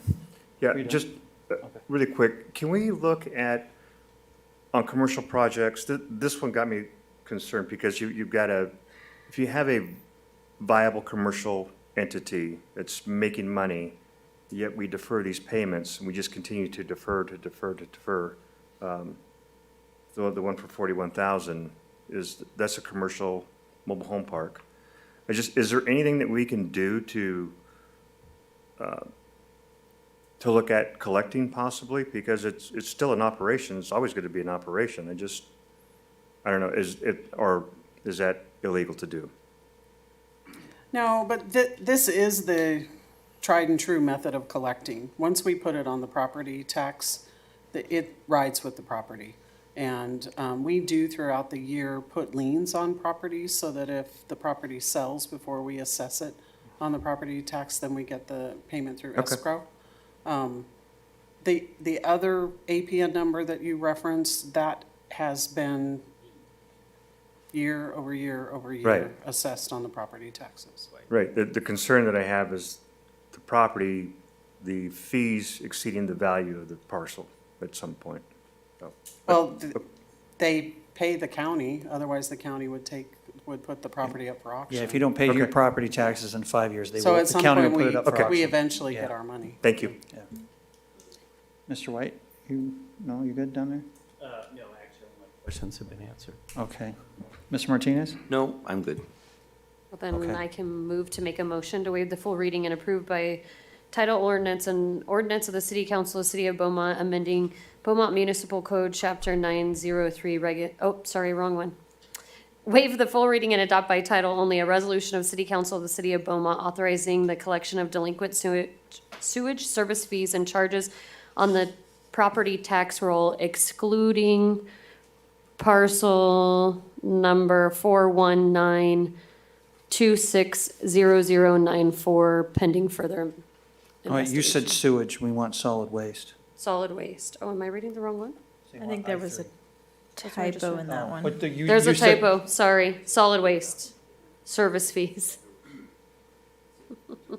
With, Do we have the right one? Am I on the right APN? you are on the right one. It has a typo in the, Okay, so then I must have a corrected one on my notes. Read that one. oh, Okay, let's try for the third time. Third time's the charm. All right, I would like to move to waive the full reading and adopt by title only. Where do you have on here? Oh, wait, I'm sorry. Now you handed me the wrong one. Oh, here we go. Waive the full reading and adopt by title only a resolution of the City of Council of Oh, it the does say so. City of That's Beaumont, the same mistake, sorry. California, authorizing the collection of delinquent solid waste service fees and charges on the property tax roll, excluding the parcel number I previously noted. For the record, 419260094. Correct. Thank you, I'll second that. Roll call, please. Councilmember Martinez? Yes. Councilmember White? Yes. Councilmember Voigt? Yes. Mayor Pro Tem Lara? Yes. Mayor Finn? Yes, thank you. Okay, on to item 4, public hearing to consider the placement of delinquent sewer service charges on the property tax roll. And that is staff report by Carrie Mendoza. I liked it. I was going to let Sue do mine too. Thank you. Thank you, Mayor and Council. Excuse me, Mayor. We've been through this, all of us, a number of times, including once already tonight. So unless there were specific questions about specific. We do have to open a public hearing on it, though. Then after you open public hearing, I'm Okay. ready to make a motion. All right. Do you want a staff report or you want to skip that? I don't think we need a staff Okay. report then. Okay, so we will open the public hearing at 7:46. And do we have any public comments? I have no written request. Rudy, do we have any callers on the line? I have no callers on the line. All right, thank you. And so we'll close the public hearing at 7:47. And I'll make one comment, though. When this gets to a point where it ends up being a lien for either sewer or trash services, I want to commend the city staff for taking care of things in a timely manner. Being a real estate agent and coming across to where you find out there's a lien on a property, and then you're like, uh-oh, and then you go look and you see City of Beaumont, then I breathe a sigh of relief, because then when those requests come through from escrow companies to have them paid off and cleared out by the current property owner, so the new property owner does not have to take on that debt, staff does a great job in getting that back and done in a timely manner, so kudos, so thank you. You do have an amazing team. Thank you. All right, so with that, Mr. White? I move to waive the full reading and adopt by title only a resolution of the City Council of the City of Beaumont, California, authorizing the collection of delinquent sewage service fees and charges on the property tax roll. I'll second. All right, thank you. Roll call, please. Councilmember Martinez? Yes. Councilmember White? Yes. Councilmember Voigt? Yes. Mayor Pro Tem Lara? Yes. Mayor Finn? Yes, thank you. All right, so with that, before we go to our action items, let's take a 10-minute break.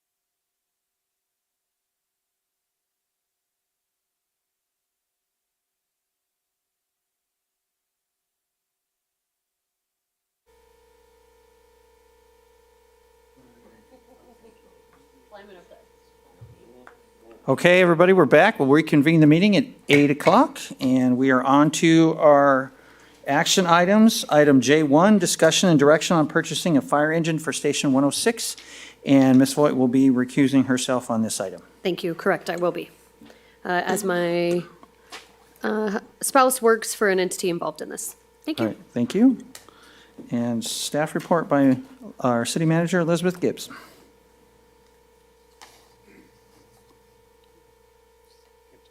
Your chance to walk out the room. Now we're outnumbered. Don't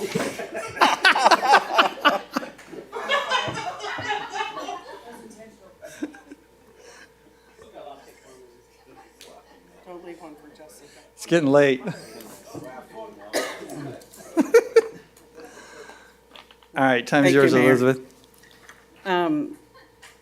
I'm going to give the staff report, but I'm also handing out a letter that I received about 4:15 today while we were in workshop from Deputy Chief Pemberton, who's in the audience tonight. So the item that you have before you is discussion and direction on the potential of purchasing a fire engine for Station 106. The fire ladder truck that council purchased right about last year for $2.4 million has a little over a year left before delivery, and then after delivery, it's going to need to be outfitted and whatnot. So we will likely not see that ladder truck until the end of 2025, early 2026, if production is on time, which is not a guarantee.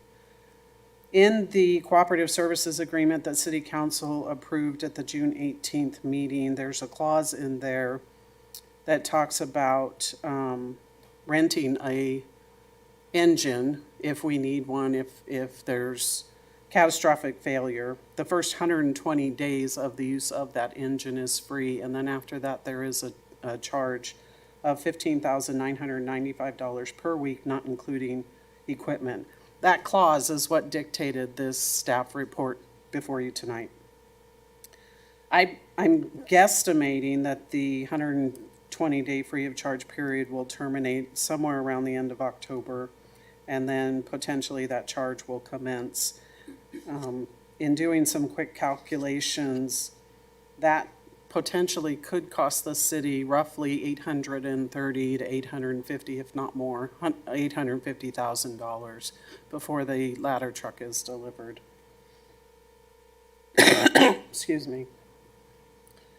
So prior to receiving the letter from Pemberton, I proposed to council that we consider alternative options so that we don't incur that cost, because that cost is not in the budget. We did budget for fire services roughly $9.3 million. That is in your budget, but this charge is not in your budget, and that's what dictated the staff report. So the recommended action is to discuss and give staff direction. I want to bring your attention to the letter received, as I mentioned earlier, from Deputy Chief Pemberton, and he is addressing, based on the staff report that was published, he is addressing the item, and I'll paraphrase. When we met and discussed the need, the county agreed to the interim use of an engine during the construction of the new truck and had only requested that the city cover the cost of the engine maintenance based on the cost allocation model. Please rest assured the city will incur no rental charges for using the current county-owned engine during this interim period. And with that, that's my staff report. All right, thank you. Do we have any public comments? I have no written request. Rudy, do we have any callers on the line? I have no callers on the line. All right, thank you. To council discussion, so I've got one, and with the letter, Ms. Gibbs, which says that we'll incur no rental charges, does our contract with the county through CAL FIRE, does that need to be amended to make that happen? I would recommend an amendment to the contract to solidify. Okay, We could do a first amendment. I can work with legal. all right, thank you. Any comments or questions from council? Mr. Martinez? Yeah, just to clarify something on the one that you put in your staff report for the Pierce Enforcer. So basically, there was no, just initial research you've done on that. There was nothing formal, correct? Is that a new engine or a used engine? It's a 2024, it's all informal. And what would be the order for time-wise? So we're looking at, it was 2 years on the ladder truck. My understanding is there's one available right now, and we could have it as soon as December. And the numbers that you quoted is your estimations with equipment and tools ready to go, or is that an additional to that? I don't have the hard costs on that, Of but I course. estimated based estimated. on the squad that we purchased and the ladder truck that we purchased. Okay, and that estimate, though, was you considering what tools or equipment? Okay, I just wanted to clarify the numbers and where that came from. That's all. We would have to go out to formal bid, and then I would bring that cost estimate Of course. to city council. Okay, I just needed that clarified. Thanks, Mayor. That's all for now. Chief Weiser, did you have some comments you'd like to make?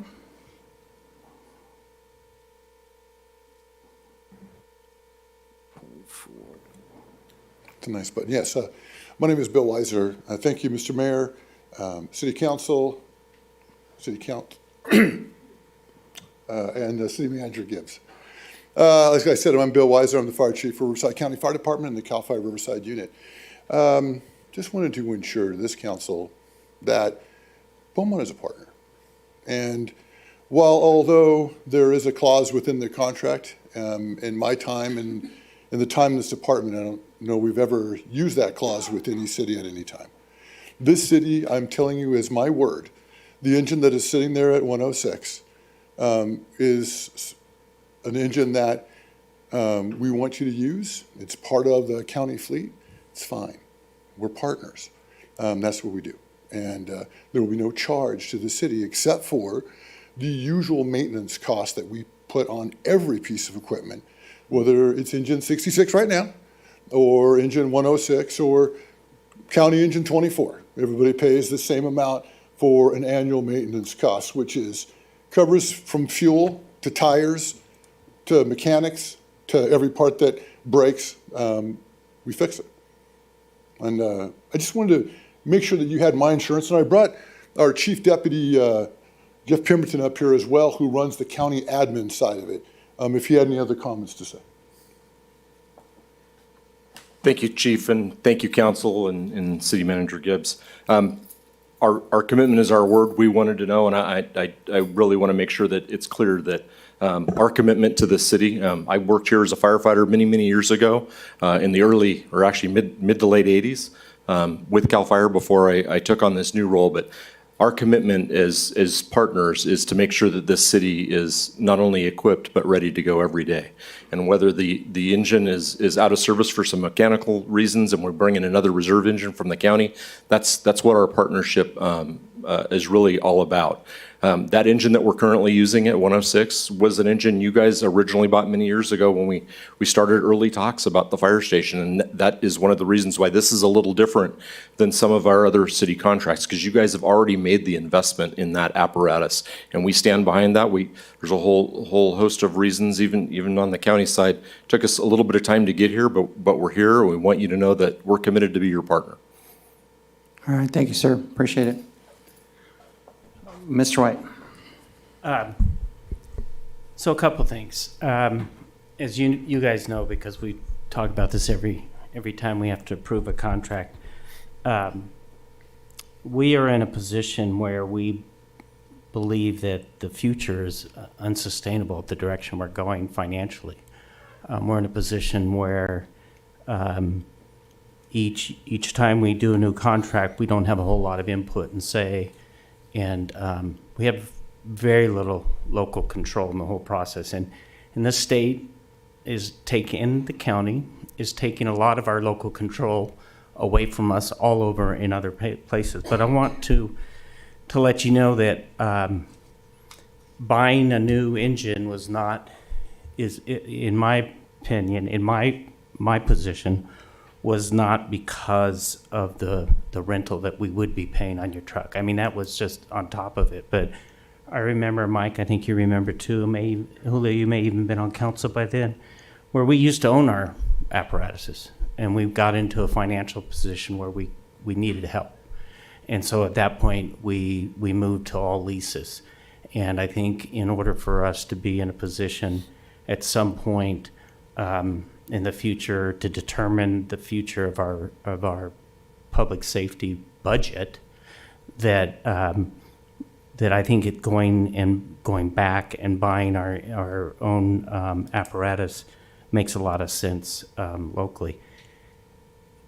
The other issue I have, and we've talked about this, is the position we were put in when we open a new station and it's not staffed, and then the solution after that was to pull our squad and staff it.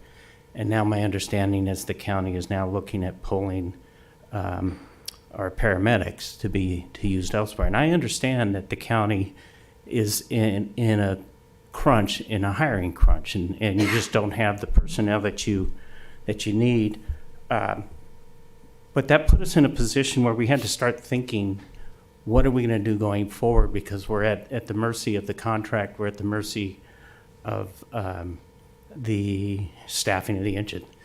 I don't know that anyone's ever given you the opportunity to explain to the council directly, as I think I want to give you now, the opportunity to go through the staffing issues that we had, the timeline of where that staffing issue was, and give us some clarification on where we are as far as the reassignment of our paramedics. Chief Weiser. Okay. I just wanted to make sure that was what was on the agenda, and this is something we should talk about here. I'd be glad to. Well, let me hold on. Is there a problem with my asking those questions? As long as you believe it's reasonably related to the item at hand, how it's going to impact. I think it is. I think my decision as to whether or not what direction we go is based on where we're headed as well. And I believe the staffing question is pertinent to whether or not council decides to move forward with purchasing this engine. Okay. Okay. Just making sure. Thank you. So, yeah, absolutely. So the fire station started construction and the groundbreaking happened. I remember myself and the city manager were given emails. I was a welcome to the groundbreaking, but we had the Fairview fire at the time. I had to give a briefing to the county. So with that being said, that was years ago, 2021 or so, or whenever that happened. So I'm moving forward. We knew the station was coming to completion date, but as a department, we are unable to just say, well, we're going to hire people. That is up to the city to, as it says in our cooperative agreements and on our contracts, to notice us in writing on the amount of people that need to be hired. Our city manager Gibbs had some questions. We sent notice in October on what exactly was needed and how that letter needed to go.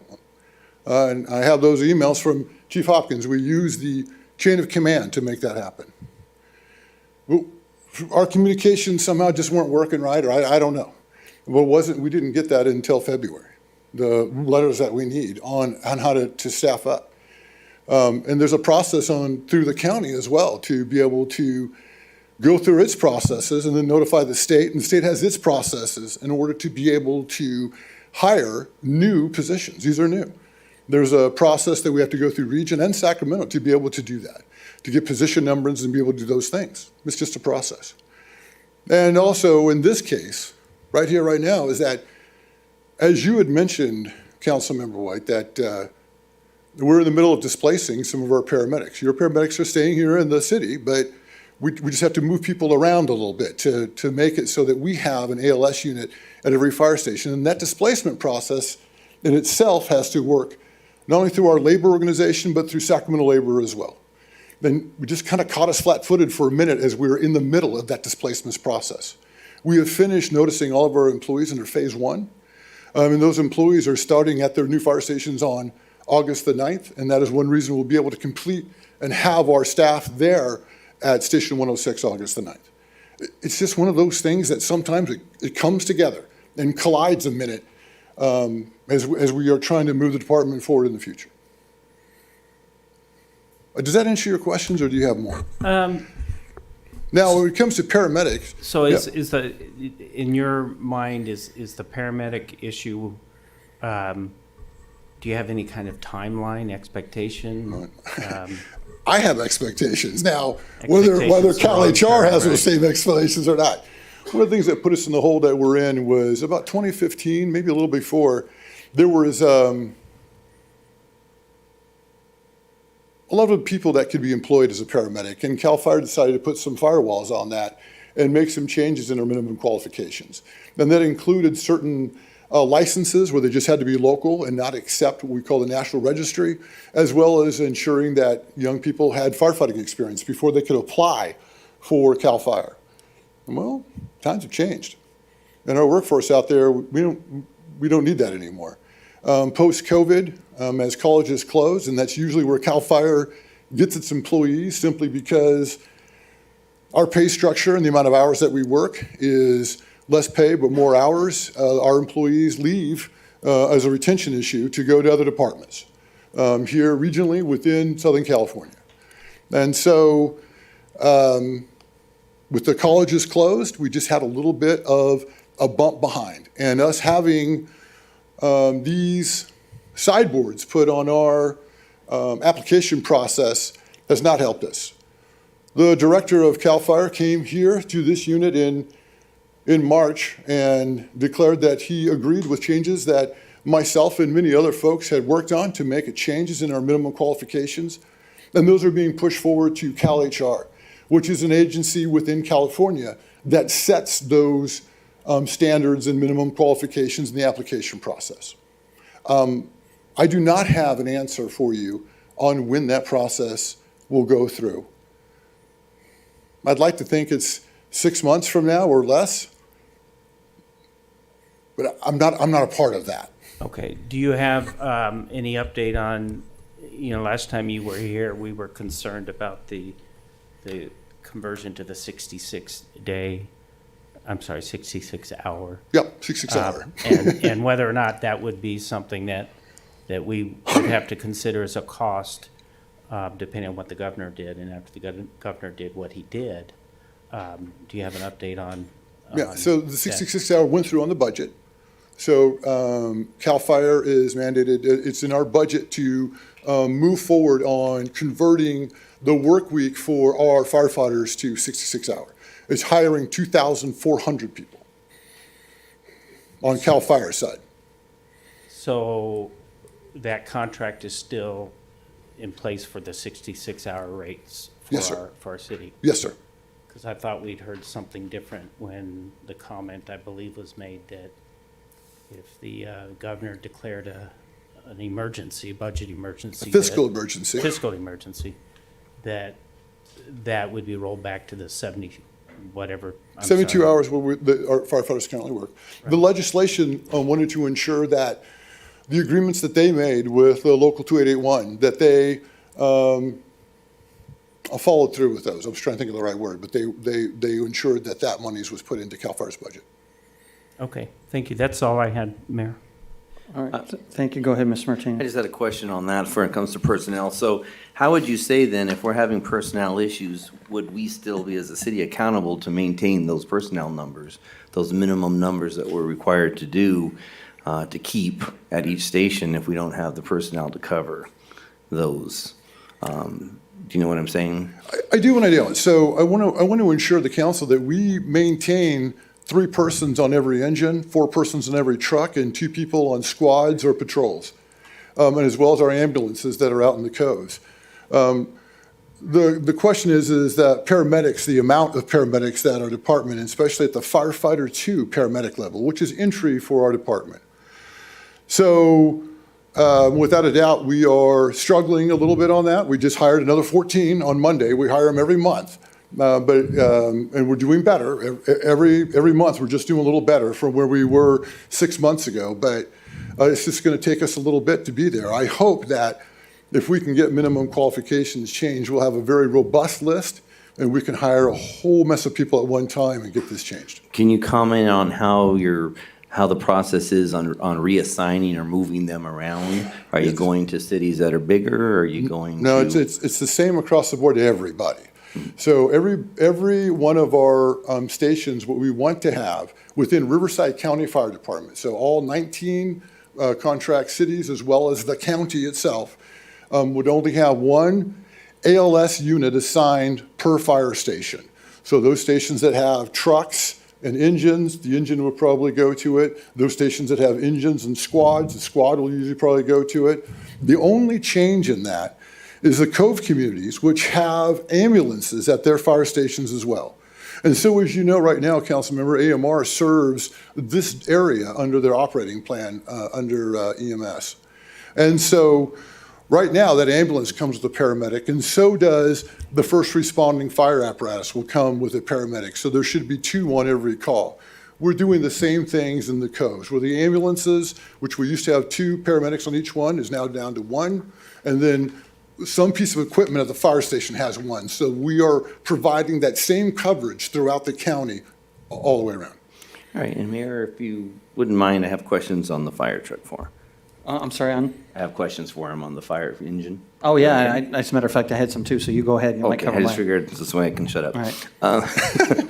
So a couple of questions, Chief. So first of all, for the engines that we rent from you or lease, however you call it. You don't do either. Or we don't? Nope. That was my question. The question is that the engine that we may be purchasing, the last time we purchased the ladder truck, we had quite a bit of discussion on which one it was going to be, the requirements by CAL FIRE, et cetera. Are we going to expect that if we decide to buy a new truck where CAL FIRE would want input on the design, the spec, the type?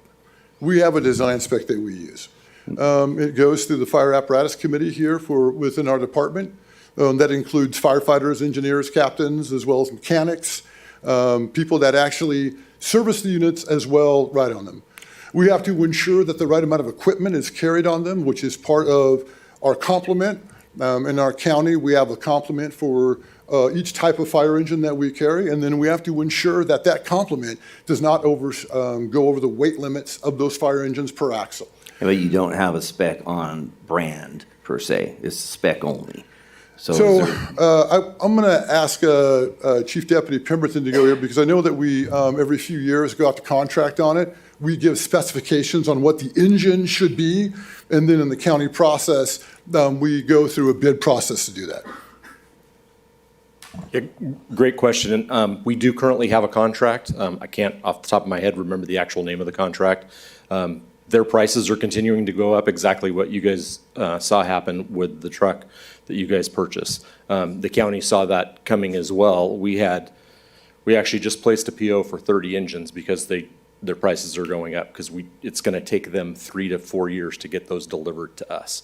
So your engine specifically, like engine 66, it's part of the engine use. It's not really necessarily a lease. That's how we, the county, buy it, because that's the direction we get from the executive office. But we take 1/20th of that cost and spread it out over basically 20 years.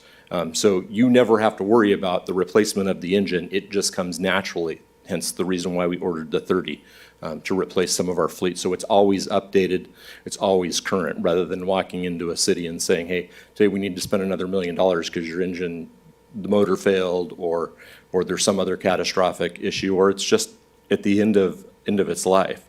But specific to the contract, yeah, we do have a contract with a specific vendor. So my question really is, what kind of involvement could we expect from CAL FIRE if we would go forward with the purchase of, let's say, the engine that this Pierce Enforcer 1500?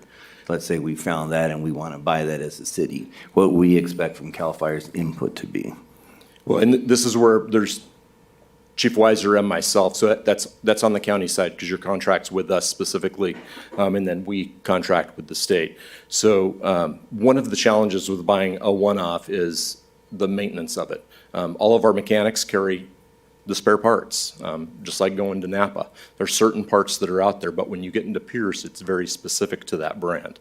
When we brought the city of Norco in to the county fire department, they brought in a Pierce, and we've seen some of those challenges along the way. It's a great piece of fire equipment, but when we went out and did our bids, much like we did in our deep dive into the apparatus, just like we did the trucks, we found that while they're very competitive, they were a little bit below our standards on a few items.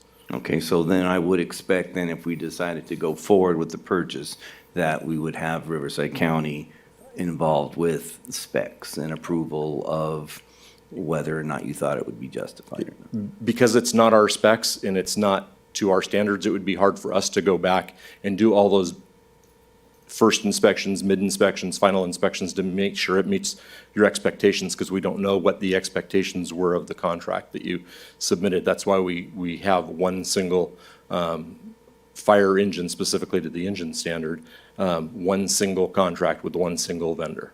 And we continue every time we go back for those inspections. We're finding issues as we're using it in the field to make that model even better the next time. So it would be difficult for us to maintain it. I'm not going to say that it's out of the question, but it's not preferred. But I think even trying to have county staff go look at that would be very difficult. Now, if we were to take maintenance on our own, let's just say, I'm just thinking out of the box, then would we still expect Riverside County involvement if we said, hey, we're just going to buy this, we're going to take care of the maintenance, we're going to do it all, we're just going to have your firefighters in it? Because the firefighters are chief wisers, I'm going to let him speak to that, but I think it really complicates our operation.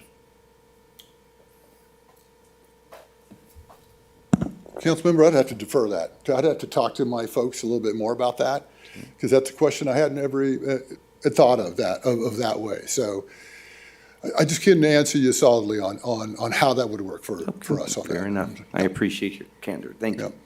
Thank you, Mayor. Thank you. I'm going to jump in. I've got a few questions just so I fully understand stuff. So we have 3 fire stations, 6620 and 106. Do I have Correct. those We numbers? pay a third of 20. I'm sorry? We pay a third of 20. Okay. And so what do we have for vehicles at 66 currently? It's my understanding we have an engine and the squad is not running. The squad's not running? Oh, yes, we have unstaffed the squad. Yes, the squad is unstaffed. Thank you. We have an exhibit, Chief Pemberton mentioned it, we have an Exhibit C attached to the Cooperative Services Agreement that lists the VIN number for the engine at Station 66. And 66 is the one that's in the center of town? Is it? Maple. Okay. And then, so at 20, we get 1/3 of that. What equipment, what vehicles are over there? I don't know. We have one of our Type 1 fire engines that is Okay, there. so there's an engine Yeah, it's a there. city, Okay. it's a structural fire engine. And then, as you know, at Station 20, we also, because it's a state station, we have 2 state engines that respond out of there as well. And often those engines, depending upon if they're closest resource, respond to the Okay. city. And then at 106, ultimately, we will have a tiller. The fire truck. The fire truck. The ladder yeah, truck. The ladder truck. But what is currently there now is an engine. Correct. Okay. And so I got confused when I heard that we had bought an engine. Where's that engine that we own? We used to buy our engines, Okay. and then when the city went into a massive deficit in 2015, CAL FIRE chief at the time approached me when I was the interim city manager and said, you know, you're financially in dire straits. Have you considered entering into this cooperative agreement Exhibit C? I call it a lease. In lieu of having to purchase a new engine, which at the time in 2015, that engine was, had exhausted its life, and they were about $500,000 back then, and we didn't have So the engine that we $500,000. own just was, I think we turned it over to the county. county. so we know it's no longer in our Correct. possession. We turned it over to the county and in exchange entered into the Exhibit C, and what we were provided with an engine for Okay. 66. And then the squad that was at 66, there are no crew members on that squad. Those crew members have been assigned to 106 in the engine that's there now. Am I correct? That's my It's understanding. a temporary move that we did. Our expectation, Mr. Mayor, is that come August 9th, we'll have Squad 66 back in service and Engine 106 will be staffed with personnel. So if we did not have a staffing problem and we had a fully staffed stations, what would we expect to have at 66 and 106? My recommendation is to keep the squad and the engine at 66. So squad and engine at 66, and then The ladder truck. The at ladder 106 truck. At 106. I do want to point out that the city just purchased a brand-new squad. That was an item that was brought to you not too long ago. We do own the Squad 66 at Station 66. That vehicle is about 20 years old, if you recall. But we own it, and I don't believe, correct me if I'm wrong, but I don't believe the county does maintenance on that vehicle. Nope. So the city does maintenance on the squad. And I believe the fuel is a direct pass-through. Maybe not. It's a direct, Yeah. it's a direct pass-through. So the squad we purchased is to replace the aging one? Correct. Okay. So a disconnect I have in my head right now is if CAL FIRE provides the engines, why didn't they provide the squad prior? Obviously, if we owned one and we were replacing it, is there an opportunity could we have leased a squad? Is that not an option? Do they not cover that I type don't of think that's service? offered. So it's one thing that was on my task list when they created this job and I came to this position. It had never been a truly covered frontline piece of equipment in the county fire department until just recently. In any of our partner cities. So we're a little slow on the uptake, but it's something that we've discussed at our quarterly partner city meetings that city staff's invited to. One of the things we did this last year was BC allocation. I don't want to sidetrack there, but I try not to take on too much to inundate everybody at the same time, but that is one of the things that we want to look at. Because one of the benefits to the engine use, you will always have an engine regardless of what happens to it. The county does lease those fire engines because that's, like I said, the direction we've got. But the benefit to the city is you will always have a fire engine as long as you're in that program. Behind that. So that's the ongoing, basically, you're committing to be a part of that program, and we are committing that we will always give you an engine. And an engine at each station is considered fully staffed? That's? I wouldn't look at it as what vehicles are there, because it's really a city council policy decision on what apparatus you want at the station based on, obviously, recommendations from CAL FIRE and the county, but I would not mix the two. Okay. Yeah. Gotcha, okay. One would be the engine that I'm speaking of, the staffing would be separate, but yeah, it can get conflated into engine staffing. All right, so don't take this wrong, and correct me if my thought process is incorrect. So we go to buy a new squad, there's no objection to that, and then we were looking at buying an engine, thinking we have, with the goal of having more control, and then we have you gentlemen here saying, hey, there's no need to, and so forth. So the squad, you're actually buying off of our spec that's to our standard, which allows me to send, if I remember correctly, allows me, because it is our spec, our standard vehicle, we are sending our staff to go do all of those inspections as a part of that. We're making sure it meets the build quality of what we've been purchasing. Okay. We paid $3,000 to send his staff to New York. Okay. And then so I fully understand the letter tying to the staff report, the letter that we received where it says, please rest assured that the city will incur no rental charges for the use of the currently owned engine during the interim period. That is the entire time from till the new truck shows up, correct? Absolutely. I guarantee that this city of Beaumont, is not going to get a bill from Riverside County Fire Department for the use of that engine that's at 106 right now. That is the deal. And that Except for engine maintenance cost, which everybody pays on, right? Fuel and tires. But this is what about being part of the fire department is in Riverside County Fire Department's about, right? So it should be this way. And if there were no truck to be ordered, an engine would go, an engine's there now. So if there was, let's say that was let's pretend the truck didn't exist. We have an engine there as our long-term plan for 106. We still looking at, in your terms, Elizabeth, that it's still a lease, correct? I would have to ask Chief Pemberton, but I imagine that if we had not purchased the ladder truck. Because the reason We for, would the have had reason it for So the engine would be a net new. So we used to open up Station 106, and the city hadn't already purchased 2 engines years ago that was supposed to be in place for the new fire station. Years ago, that was a deal that we, as Riverside County Fire, had told the city. And so the city did that. They net purchased 2 engines. And so that's one reason it's only fair that that engine sits there, that you actually years ago bought that and then turned it over to the county. It's only fair. But if it was another, let's say that you didn't have the other engine already, that you hadn't purchased years ago, lease purchased years ago, and we're starting a net new, like with the truck, we always ask all of our city partners or even the county that when it's a net new, you have to buy the first one. And then you can go into lease. so we're only getting it with no rental cost because the truck is on order, right? Well, Is that a correct statement? Absolutely. So if we didn't order a truck, we would be in a sense leasing an engine there long-term, right?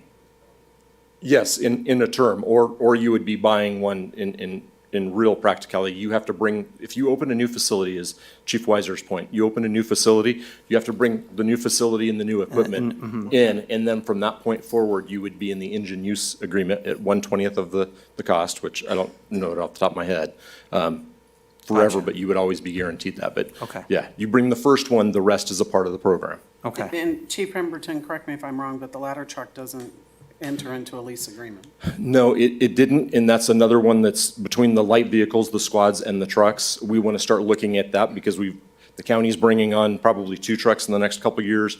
DHS has just bought a truck. We have a lot more in the system. So now we can talk about going into a similar program with truck companies, if that's what cities want to do. Okay. And if we owned a new engine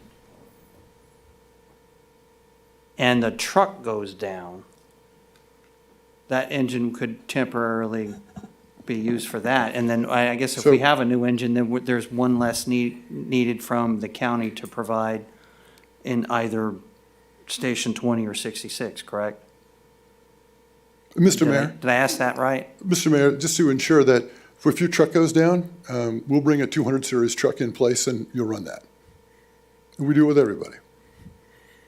And when you say 200 series truck, that's a So ladder reserve, drawn like a truck. reserve, it's a reserve unit, right? So Similar- we- okay. So all of our units that aren't being staffed right now, because we have to have secondary units, as you can imagine, things break as well as we need surge occasionally, right? There's big fires and one group of people go out to fight the fire and then we staff that whole second group of units to cover in behind. So within our system in the county, we have reserve or 200 series units as well. And so within our truck system, although we're working hard at ensuring that our 200 series, our reserve trucks are more robust as we move down the road. But currently, that's what we do with all of our city partners. When their truck goes down, we take one of the reserve trucks and Okay. cover that. So in the past, we've owned our equipment. When we open a new station, we provide the equipment, which we've done. First one. First initial. Yep, you okay. did with truck, right? You got a ladder Okay. truck. Yep, you're doing it.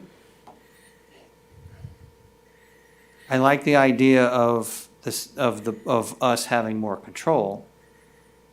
I want to make sure that we're not overpaying for the lease in a sense. And so I would, in moving forward, I still like the idea of looking for options to purchase it, but would want to see the cost. Is there a better breakdown of, we have a purchase price of the truck, but do we have a cost comparison of life of the truck, and so forth? I mean,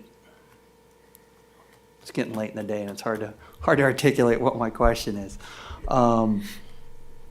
A cost breakdown of ownership of the truck versus the lease for the lifetime, for the life expectancy of owning the truck, is what I'm looking at. You got the exhibit on that. And I think Chief Pemberton mentioned that the truck, the engine is an example. We're charged 1/20th. And so we could technically then take the one, if So- on the high end, the 1.4 million divided by 20, and that would be our life expectancy, and compare that to the, divide it to a yearly cost and compare that to the $16,000 per week on a rental? Is that the right number to compare to? No. I was gonna Okay. say, you'll have to say No, that you- again. All right. You would compare it to the cooperative agreement price. Oh, I gotcha. Okay. Correct. Okay. So where we come up with that 1/20th per quarter to charge is based upon the cost of the apparatus that's in there. So the engine price today is how it dictates in our cost allocation table that dollar amount moving forward. So it's nothing that we arbitrarily make up. It's the negotiated contract price for that time period of the last resources that we bought in that brand. So the engines that we buy today, that's the dollar amount we determine what is shared for the 20 years since the 1/20th cost, because it's a 20-year life expectancy for that apparatus. Okay, all right. So Thank you. it's similar to leasing a car. Okay, understood. All right. Mayor Pro Tem. So,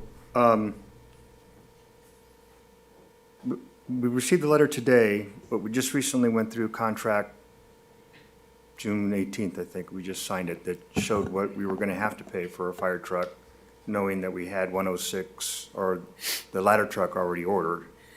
So I'm not clear what changed between the contract that we just signed and, Before you signed your contract, Mayor Pro Tem, I had verbal conversations with the city manager that we would not charge for a fire engine. yet it didn't appear in the contract. So that's You that's didn't boiler make- that's boilerplate. Go ahead. So part of the reason why that's in the contract, and this is many years ago before I had this job, we had some jurisdictions that would just hold out and not ever purchase an engine. So we needed some way, some catalyst to be able to go, City X, you've got to replace your fire engine. It's beyond 20 years. We're now using a reserve apparatus. You bought that apparatus, you never turned it over.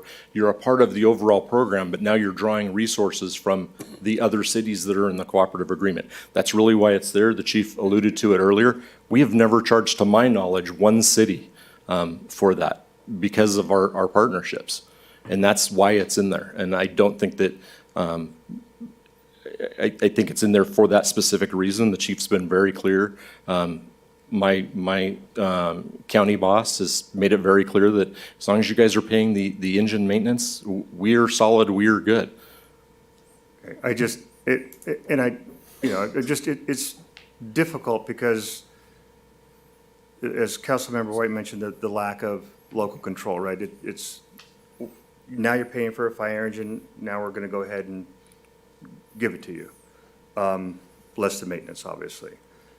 So one other point, if I may, Councilman Erlar, in the exhibit that shows all the dollar amounts and how many staffings at each facility, one of the other part of the negotiation that's in the contract that I believe the council approved was the 2 apparatus charge for fleet support. The reason why that 2 is in there is one for engine 66, the other one was for the engine that we talked about, no rental cost, but paying the fleet support for until the truck arrives.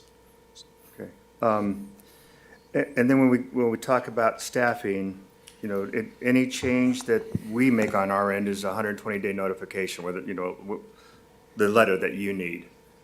And as you indicated, just help clarify for me, the notice that we provide you tells you the number of people that we need. Yes.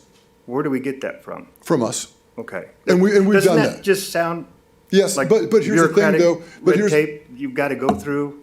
Sir. Go ahead, sir. Sorry. The reason why that is that we cannot dictate to you on how many staffing that you're going to do. Like, let's say that I just decided arbitrarily that you needed to staff your squad, and you weren't ready to do that financially. But I just decided as the fire chief, no, you have a squad sitting there, you should just staff it. It doesn't work that way, right? So it works only that we give the numbers to the city manager to ask for a letter in return saying, this is what, as a city, we've talked, we understand, this is the staffing, and then that is how that needs to go. So we get it from the city saying, this is what we agree on, not arbitrarily the fire chief just deciding at any time, I just need to up the staffing here. Right. It doesn't make sense. But if you do up the staffing, we have to take that. No. We don't. So we don't want to run 12 on an engine, we just say, no, we don't want to. So we're only gonna we pay have for minimum 9? staffing levels. All of our city partners in the county, everybody follows our minimum staffing That's what levels. I guess that's what I'm Yes. getting at, is you have a minimum staffing We level. do. The other thing, I guess, we did the ribbon cutting, right? And to me, I mean, this letter obviously is very important. Yes, it's very important. I would have thought that because of the length of time that it takes, and you did a great job of explaining the detail, that we would have sat down with the city manager the day of the ribbon cutting and said, hey, you're going to need this letter signed, and you're going to need council to approve that. We're 18 months from ribbon cutting of opening it.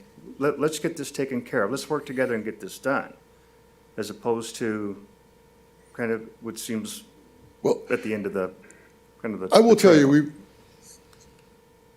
within our department, I feel that we reached out in writing as well as verbally to the city here and the management here of the city to advise just those things. Months in October is an email that I have from Chief Hopkins too, asking, please, that we need this. So I feel that we did do that. Can I speak to that, please? Sure. I repeatedly asked for a recommendation. As Chief Weiser said, they make the recommendation on the staffing level. I got that in January, and I immediately brought it to City Council for approval. That was not something that I could sign. I don't have the authority to, although it was in the budget, I don't have the authority to spend the money. That's over my signing limit. And so it was immediately brought to City Council, and within 2 or 3 days after council approved the staffing letter, it was delivered to Chief Weiser. And then we've got the 120-day time frame, right, that we work with. So that 120-day within the cooperative agreement, it's just saying that's what you need. And it is my responsibility within a 30-day time frame to say whether or not I cannot do that, do it or not do it. Okay. And that is what it says. I did not meet that 30-day in writing. I did come and talk to the city manager here at City Hall. And that letter that was issued to the county and CAL FIRE was dated February 21st, and now it's 150 days. Okay. And then, but if you need to make staffing changes, for example, the paramedic, right, that we go from 2 to 1, that just happens whenever you want that to happen, right? You let us know, hey, we're going to make this change, and then.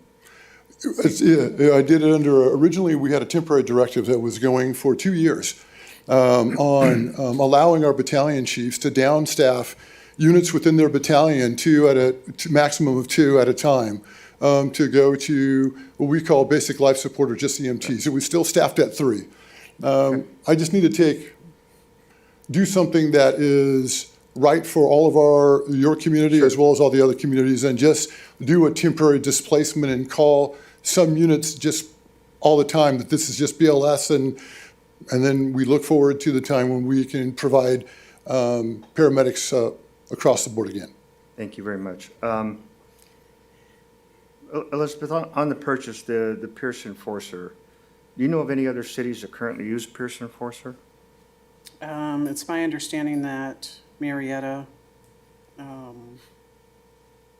maybe Temecula, Riverside? Riverside.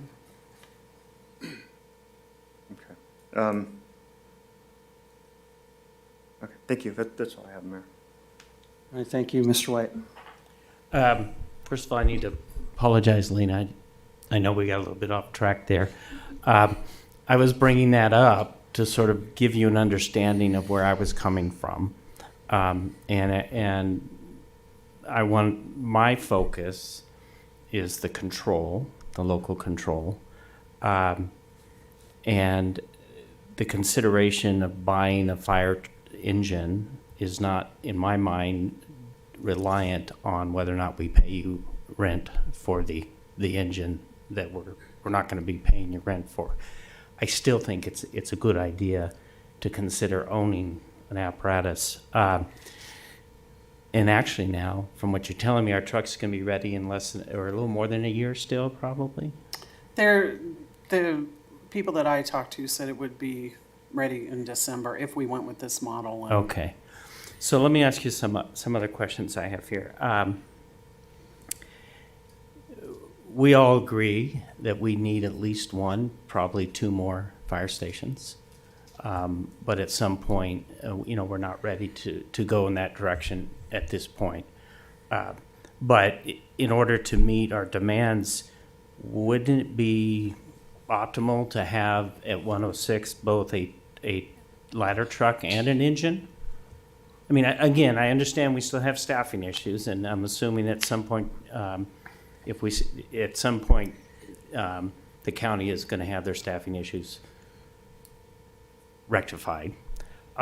And we could come back to you and say, okay, we have our truck, we have our engine now, we're ready to staff them both, because we're not yet ready to build another fire station at this point. So that's where my mind is going right now, that it's not a bad idea for us to buy an engine as opposed to leasing one. Well, my only suggestion on that is there's some other ramifications to that. So the county, when we have it, the county pays for, correct me if I'm wrong, Jeff, our insurance for all those. And if you wreck your city fire engine, we're not into we have to put another engine there. No, I understand. And I mean, that's a tough one to haul a little bit on that one. Let me finish my train of thought. Okay, finish your train. So I'm just saying, I'm trying to make the case to my colleagues that my position is not contingent on whether or not we're renting the current engine from you. My decision is based on whether or not we have the control that we need, and that we can move forward at a time when we do need more service to our community. So to me, there's not a downside to buying a truck now, buying an engine. So let me ask you a couple questions. Do all 19 partner cities part of the cooperative agreement? Yes. Okay. And do all 19 cities have only, do any of them have trucks that are not part of your contract, your 30 trucks? I'm sorry, engines. None. Brands or? None. None of them do? No. They are all part of the cooperative agreement. They all pay what the city manager says a lease, right? So they all pay a smaller amount annually to guarantee that they have a frontline fire engine in quarters at all times for their people to use. Okay. That's what they pay on. Okay. But what I'm saying is even someone who's come to you late in the game with their own apparatus, you'll make them part of the cooperative agreement, even if you weren't there when they purchased the apparatus with the what do we do at Norco? standards and things I like wasn't that? I wasn't a part of the Norco. What do we do at Norco? I'm not really too sure. So back in a prior life, Norco had 2 fire stations and 4 pieces of apparatus. When they came into the county fire department, they turned all 4 of those over to county as county property, and then jumped into the engine use agreement, so they didn't have to worry about the I guess what I'm one-time getting cost. at is that if the same thing we ran into with the truck, which was that we didn't have the flexibility to go to someone that you guys were not going to approve the standards. So what I'm asking you is to confirm for me that every one of the trucks in your 19 partner cities fall into meet your standards. Yes, they are all a part of. I want to make sure we're talking about the same thing. Trucks with the ladder. I'm talking about engines. Fire engines, engines. Yeah, because trucks are not part of the cooperative agreement, right? Yeah. Correct. For engine use or Right. replacement. Yes, you're correct. Okay. They all do. And you guys are buying 30? Yes, over 3 or 4 years, I believe. Meaning it's going to take you 3 to 4 years, or you're buying a little bit this year, a little bit next year, a little bit. It's going to take the manufacturer that long to produce that many apparatus. So we buy an average of 7 a year.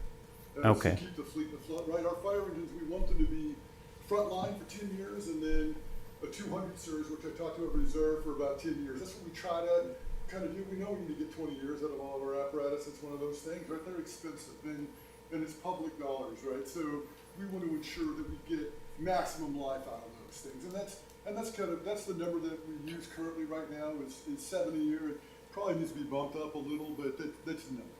And when you put in an order for 7, you don't get it. How long does it take before you get the engine? We have 7 starting to show up towards the end of this year that were supposed to be at the beginning of the year. So depending when did you order them? 2 years ago. So it was the tail end of COVID though. So there was still part availability as well. But okay. So can we buy one of yours? if you want to buy one of ours, as long as the chief doesn't have any issue with it, we can sell you one of the first ones that arrive towards the end of the year. I'm trying to show you that I'm not concerned about I am very concerned about the staffing history that we've had with you Understood. the last 6 months. But what I'm trying to say is if the only way that you're comfortable with us buying an engine that you will work with, maybe we buy the engine from you. And then we're not in a cooperative agreement. We can choose, you guys could, I would imagine, I'm just thinking off the top of my head here, that we could contract with you for maintenance on an engine that we buy from you? It could go into the engine maintenance agreement as well. But we wouldn't have to be in a cooperative agreement, and we would own the engine. Correct, but that means you would be responsible for major repairs to it. Understood. Insurance for that unit, and then replacement of that unit should Understood. have Okay. damage. And any idea what the price comparison of one of your engines versus the one that we've got in our staff? I don't want to quote a price, but I don't think it's far off from what the Pierce price was. So I just want to clarify your question. When you say purchase an engine from the county, would that be one that's coming by the end of the year? Yeah, so they are currently in build process in their finals. I would have to get an update, and I can share that with the city manager.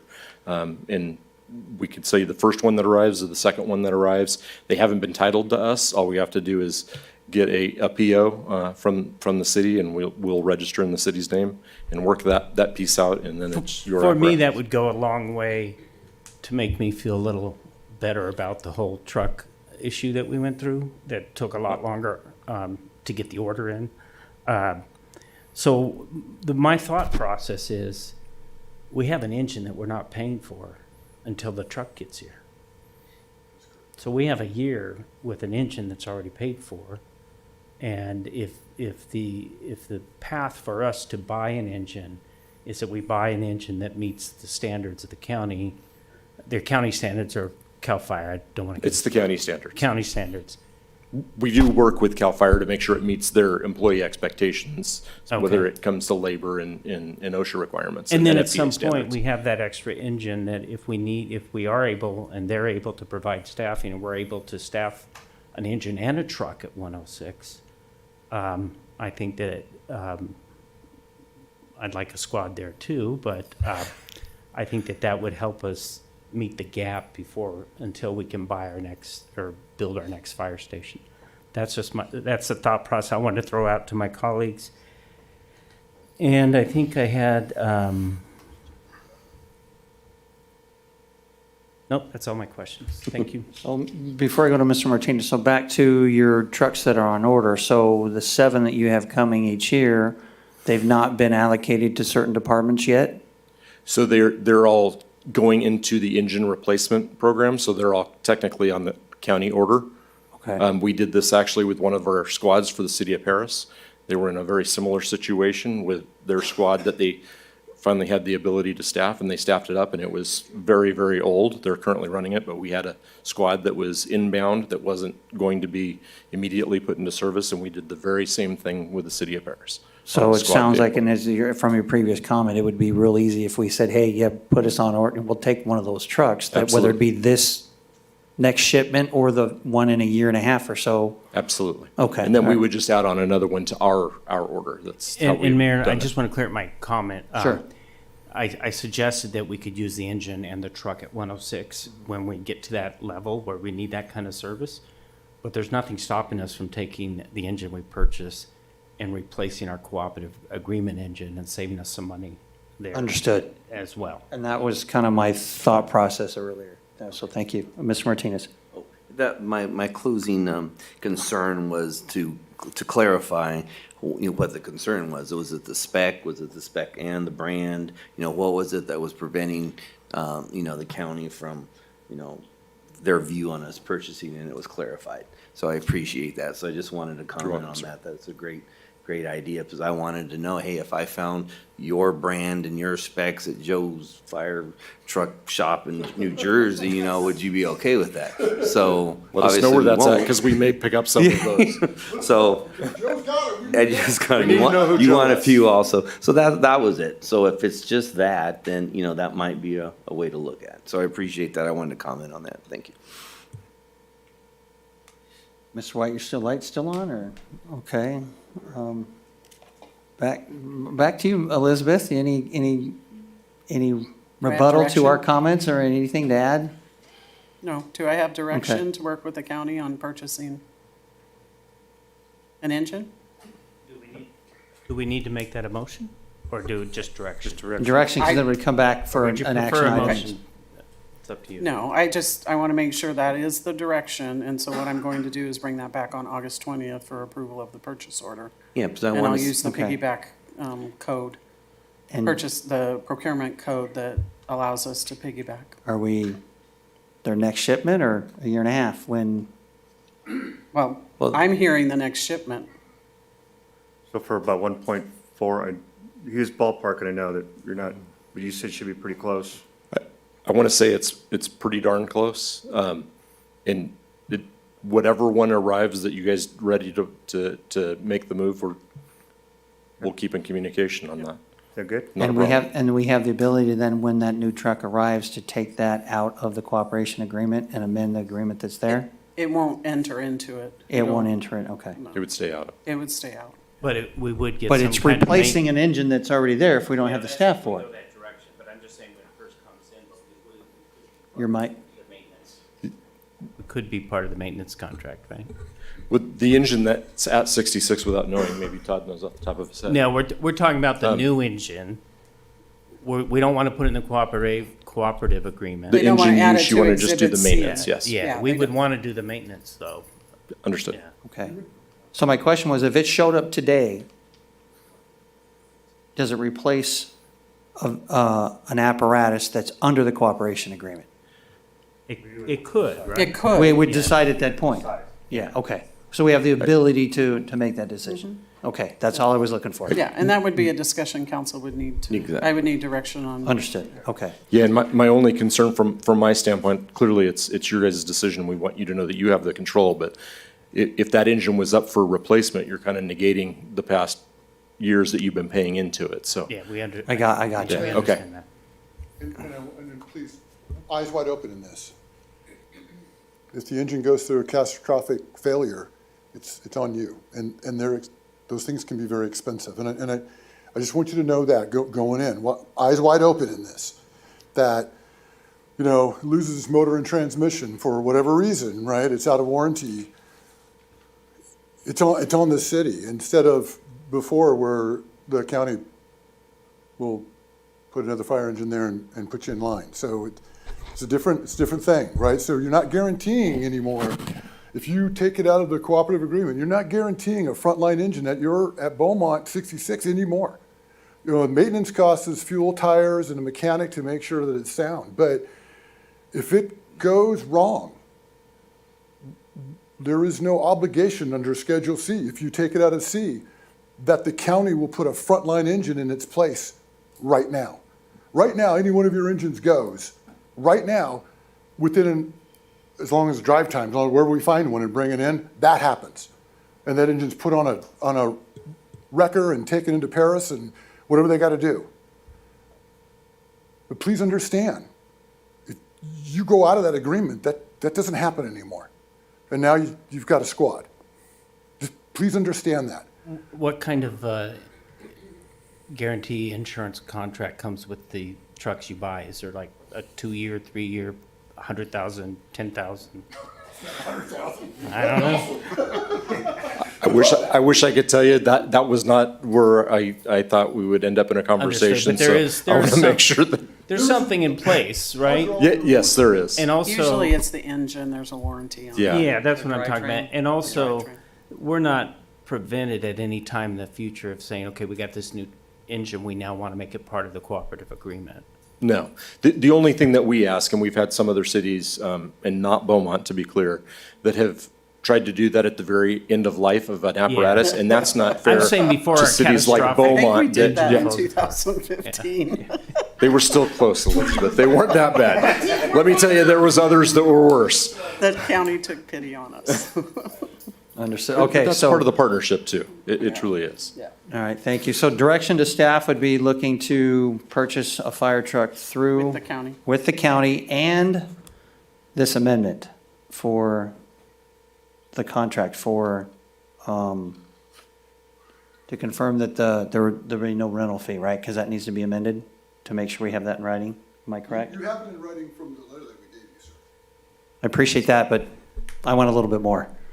Does it council agree on that? Let me work through that because I don't know that that's necessary. Okay, Yeah, understood. All right, so at least that report was my back thought, that too. investigation's been made. I need Okay. to work through the language, and I don't think it's necessary. Okay, all right, that's good to know. Okay. All right, very good. Okay. Somebody call Jessica back in? Hey, there she is.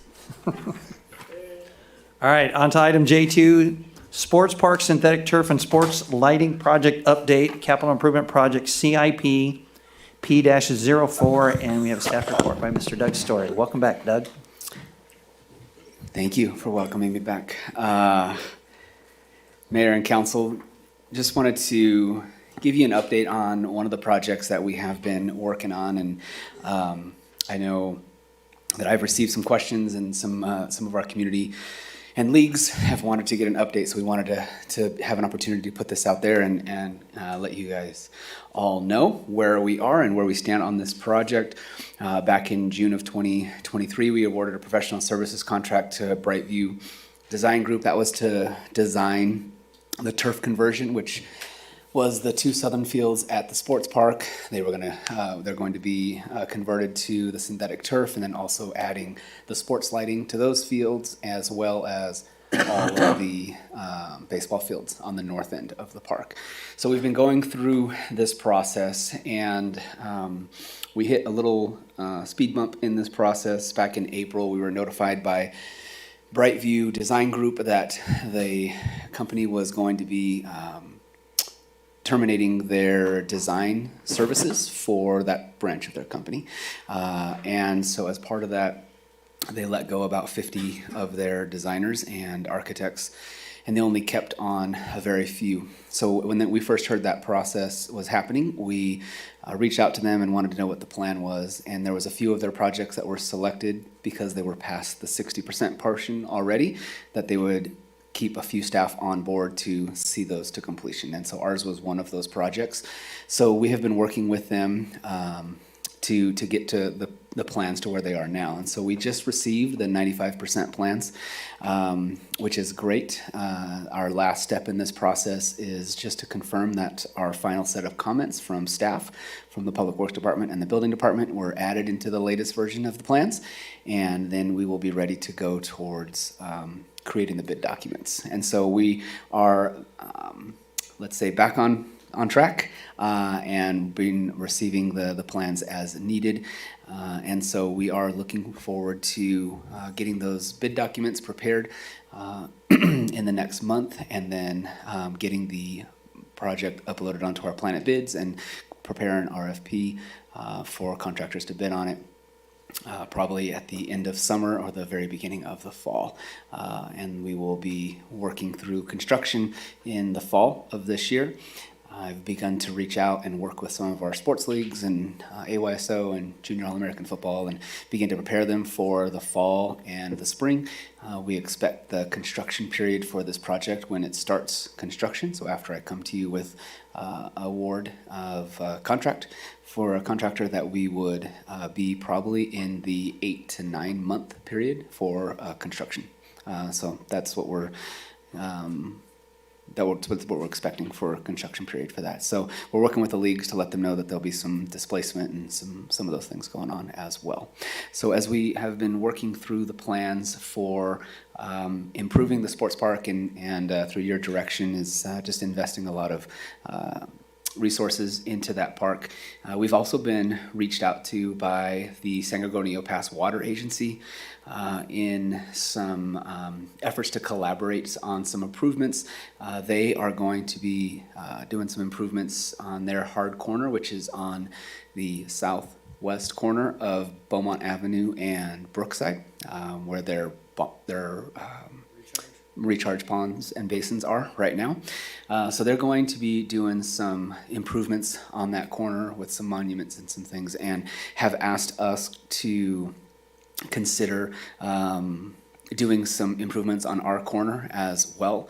We wanted to bring this up to council tonight because that's not something that's included in any of our plans right now in our budgets to do that, but as that is a focal point and an entry point into our community from our northern neighbors, that this would be an opportunity for us to enhance that corner as well, if that was the direction that we wanted to take to council. So we do have a few other CIP projects coming up for the sports park. One that was approved in the budget this year was for some playground improvements, but then this would need to be something that would be considered as well if there was some improvements that we wanted to do to our corner of Beaumont Avenue and Brookside. So the other thing to note is that we are working with construction costs right now after receiving the bids for Stewart Park and having some numbers on other projects for different construction costs. We're having an estimate that's coming in right now just slightly over what our current budget is.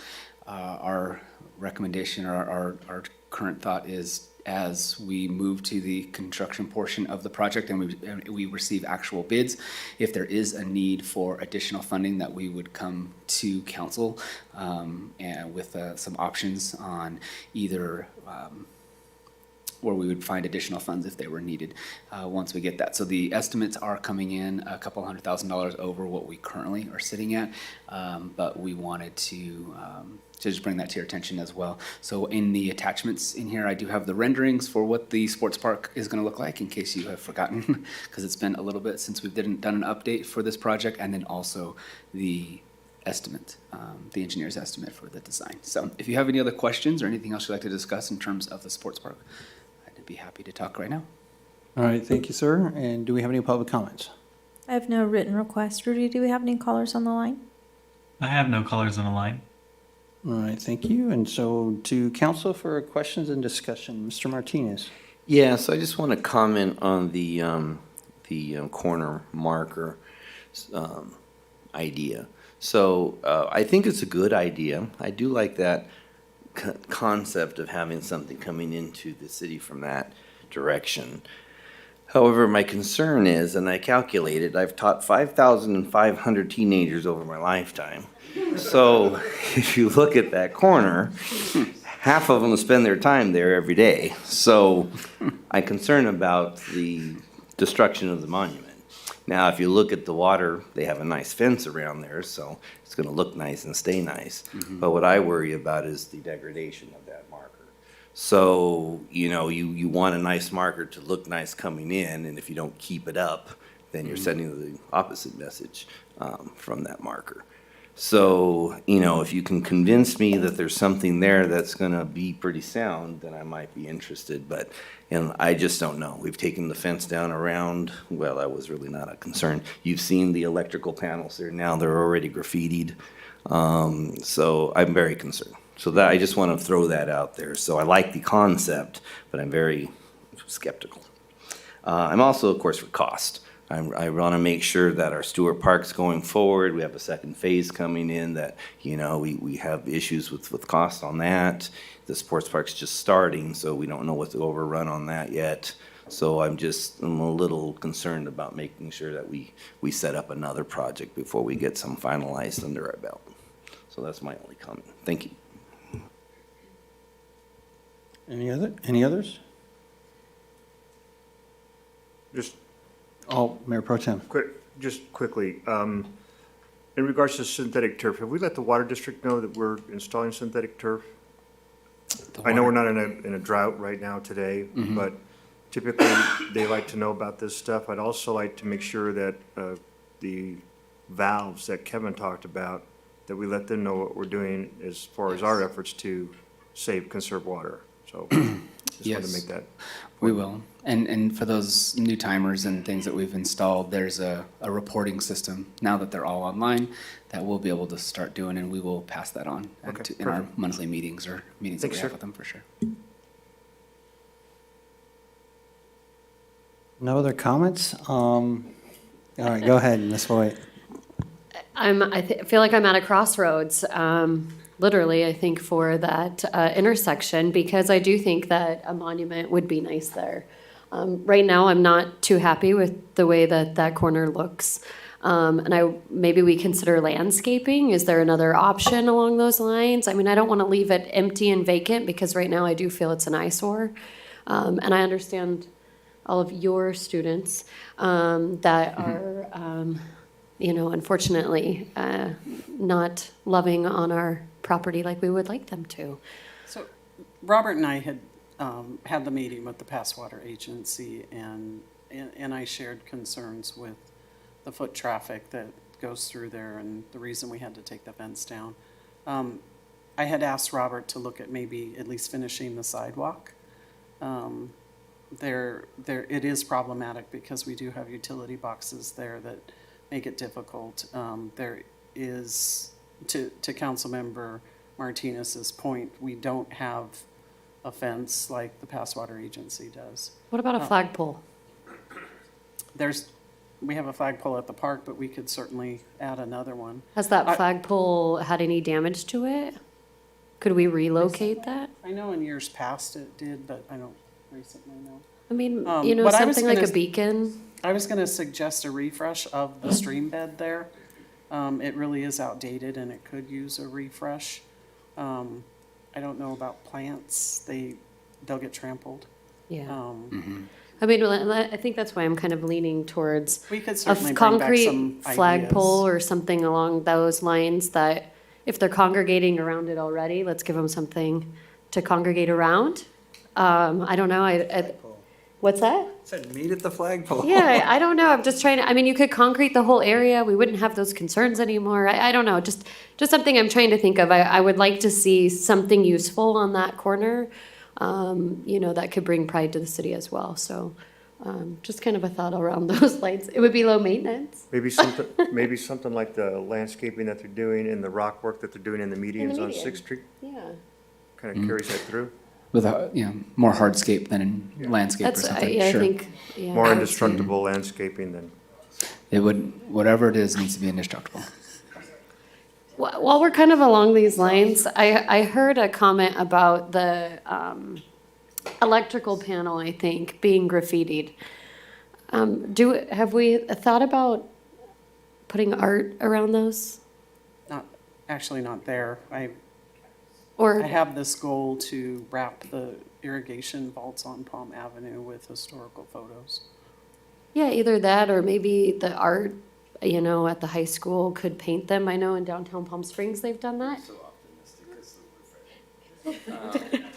Tomorrow's my birthday. Yeah. We keep this up, it'll be your Yeah. birthday. Okay, well, on that note, I don't know, bring some culture to the area. I don't know, Palm Springs does it. I do note that there's not any graffiti on them, but it's also not near a high school, so I don't know. Okay, I hear you. I'm only teasing. We can bring back some ideas if council. Okay, so does staff need direction from the council on the 95% part? No. I mean, Okay, all right, so we're good otherwise. All right, just kidding. Actually, it'll be in 2.5 hours. I do have one other thing. Go ahead. Have we heard anything about the turf? I hear some rumblings in the background, and I didn't want to bring it up, but I need to bring it up. Sure. I We know, have, I was thinking of it. We've spoken to the consultant, and this is something, and I've had lots of coaching and sports experience on synthetic turf. And so one of the reasons our synthetic field is a little bit pricier than other synthetic fields is we are doing an organic infill. And so a lot of the stuff online and probably concerns, rightfully so, probably is some of the hard rubber and the recycled things that were put in some of the older stuff. And so ours that we're going with is a recycled walnut and coconut husk type material. So it's an organic material. So it's not a synthetic blend that'll be in there. And those tend to run a tad bit cooler, but then also don't have some of the other Chemical concerns. harmful chemical concerns that people probably, if that's what you're talking about. for That is sure. what I'm talking Yes, about, yes. because So I believe in LA, they are looking at, Yes. and has been on their agenda lately. Yeah, and so ours, we initiated that conversation from the beginning, and so our engineers have included that in our price estimates, and so it's a little bit more expensive, but it's a better material in my opinion. Very good, thank you. All right. Now I'm done. Okay, very good. Thank you. Mr. White, your light's on? You good? All right. Birthday. Almost, you guys have a couple hours. I don't know, I better get off the mic though. All right. Moving on to item J3, award a professional services agreement to, is it Gillis? Oh, and I'm not saying, how do we say the next one there? Panachapan? Panachapan Architects, Inc., for the architecture and engineering of the city and transit corporate yard. And staff report by Karen Mendoza. Thank you, Mayor and Council. Mayor, if we have no public comments, I'd like to Love it. offer a motion. All right, do we have any public comments? I have no written request. Rudy, do we have any callers on the line? I have no callers on the line. All right, go ahead, Mr. White. I move to award a public works agreement to, is it Matish Corporation for construction of the fiscal year 23-24. Nope. Nope. We're doing the other one. I thought we were doing J4. J3. J3. Oh, You got that Right. paragraph to read. I got Jessica Voigt, itis here. Let me try. Round two, do you need the third one? And here I'm just trying to save time. I move to approve the recommended action on J3. I'll second. Sorry. Roll call, please. Councilmember Martinez? Yes. Councilmember White? Yes. Councilmember Voigt? Yes. Mayor Pro Tem Lara? Yes. Mayor Finn? Yes, thank you. Okay, on to item J4. Award a public works agreement to Maytich Corporation in an amount not to exceed $2,575,400 for the fiscal year 2023/2024 citywide street rehabilitation and maintenance project, and staff report by. Mayor, assuming there's no discussion on this item, I was already well prepared to make a motion on it. Thanks for being here, Dustin. We have any public comments? I have no written request. Rudy, do we have any callers on the line? I have no callers on the line. All right. Move to award a public works agreement to Matish Corporation for construction of the fiscal year 23-24 citywide street rehabilitation and maintenance project in an amount not to exceed $2,575,400, and authorize the city manager to sign change orders up to an additional $515,080 for a total construction amount of $3,090,480. All right, before a second, I'm going to jump in there. I am glad to see that this company was our lowest bidder. They have a great reputation out there, have done good work. Right. And given the obstacles we've had in the past, I'm very excited agree. over this one. So I'll second that one.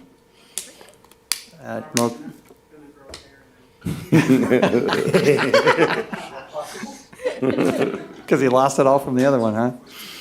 Roll call, please. Councilmember Martinez? Yes. Councilmember White? Yes. Councilmember Voigt? Yes. Mayor Pro Tem Lara? Yes. Mayor Finn? Yes, thank you. And we're on to item J5, and Ms. Voigt will be recusing herself on this one. Correct. I will recuse myself for the reasons stated previously. Thank you. So she's walking out. Item J5 is the approval of fiscal year 2024/2025 local responsibility area wildland protection reimbursement agreement, and our staff report by Elizabeth Gibbs. Thank you, Mayor. This is your annual wildland protection agreement that we enter into with CAL FIRE every year. It protects the southern part of the city, 1,173 acres of designated wildland. It does go through July 1st of 2024 to June 30th of 2025, and the total dollar amount is $55,989.85. It's $42.58 per acre, with an additional 12.01% administrative charge. This is in the budget that you adopted in June, and with that, I'll answer any questions. All right, thank you. Do we have any public comments? I have no written requests. Rudy, do we have any callers on the line? I have no callers on the line. All right, thank you. Any council discussion or motion? Mayor Pro Tem? Just really, really quickly, just help me understand, so that we have 173 acres. I'm sorry? 1,173 acres, owned by private entities like the, No, the majority of the land outlined in the map that was provided by CAL FIRE is, the parcels are owned by the state. so we're paying the state to protect their property. Correct, because the parcels are in the local responsibility area. If it was in the state responsibility area, we would not have to pay. And we don't collect any property taxes for that property, correct? No, the Department of Fish and Wildlife is the actual owner, and they do not pay property tax. Okay. I don't get it, but. Neither do I. Like, how do we get out of that? The last 8 times it's been brought to you. I know, I never do. It's just a tough one to swallow, pain. Yeah, yes, sir. So think of it like this. I'm not sure what the date is. Maybe the city manager knows. The area south was, parts of that land was given to the city. So that's when it became a local responsibility area and no longer. 1997. 1997? I was pregnant. Okay. So 1990. It was very hot.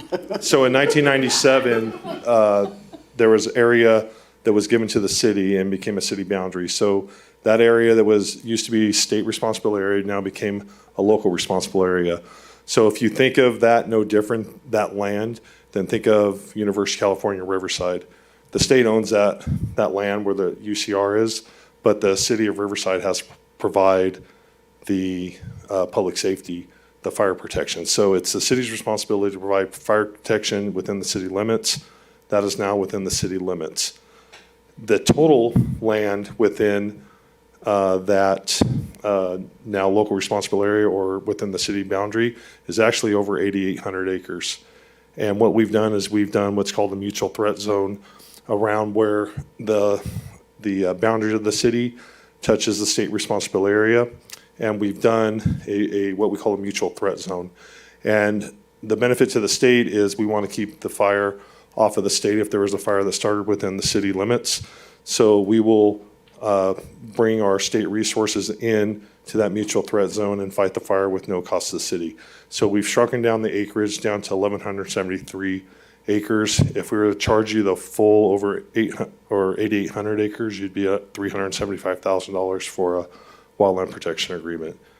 But we only charge that small area. Everything else, we say that we're going to use our state resources free of charge to go in there. The thing about the wildland protection agreement is you are treated like it is a state responsible area within that local responsible area. So all the aircraft, the equipment, the dozers, the hand crews, the logistics, everything is covered within that $55,000 or whatever the cost per acre is during that year. If you were not to go into a wildlife protection area and you did have a fire in that area, then we do what's called an assistance by hire. So we'll fight the fire within the threat zone. There are different types of agreements that are in place where there is a possibility of us sending in free resources, but we do what is called a closest resource concept when we're doing orders. So an example would be if aircraft were flying on that fire and it happened to be federal air tankers coming in, then you're going to get a bill for all that. You would also have to pay for any of the logistical support needs for any type of equipment that went into that area. So within one fire, you will exceed the cost of that wildland protection agreement. Thank you very much for that detailed explanation. Appreciate that. Mr. White, your light's on, or motion? Mr. Martinez? I'll make the motion if All you right, have no thank more you. comments. Sure. All right, so if we have no further comment, then I'll read the full reading and adopt by title only a resolution of the City Council of the City of Beaumont, California, approving an agreement with the California Department of Forestry and Fire Protection for services from July 1st, 2024 through June 30th, 2025 for fire protection services within the local responsibility areas within the city, and approval of the fiscal year 2024-25 agreement with CAL FIRE for fire protection services within the local responsibility areas within the city in the amount of $55,989.85. I'll second. Thank you. Roll call, please. Councilmember Martinez? Yes. Councilmember White? Yes. Councilmember Voigt? No. Sorry. Yeah. Mayor Pro Tem Lara? Yes. Mayor Finn? Yes, thank you. We're almost there, Nicole. Okay, somebody, there's Jessica, okay. And then item J6, approval of city attorney invoices for the month of June 2024, and Attorney Wade will be recusing herself.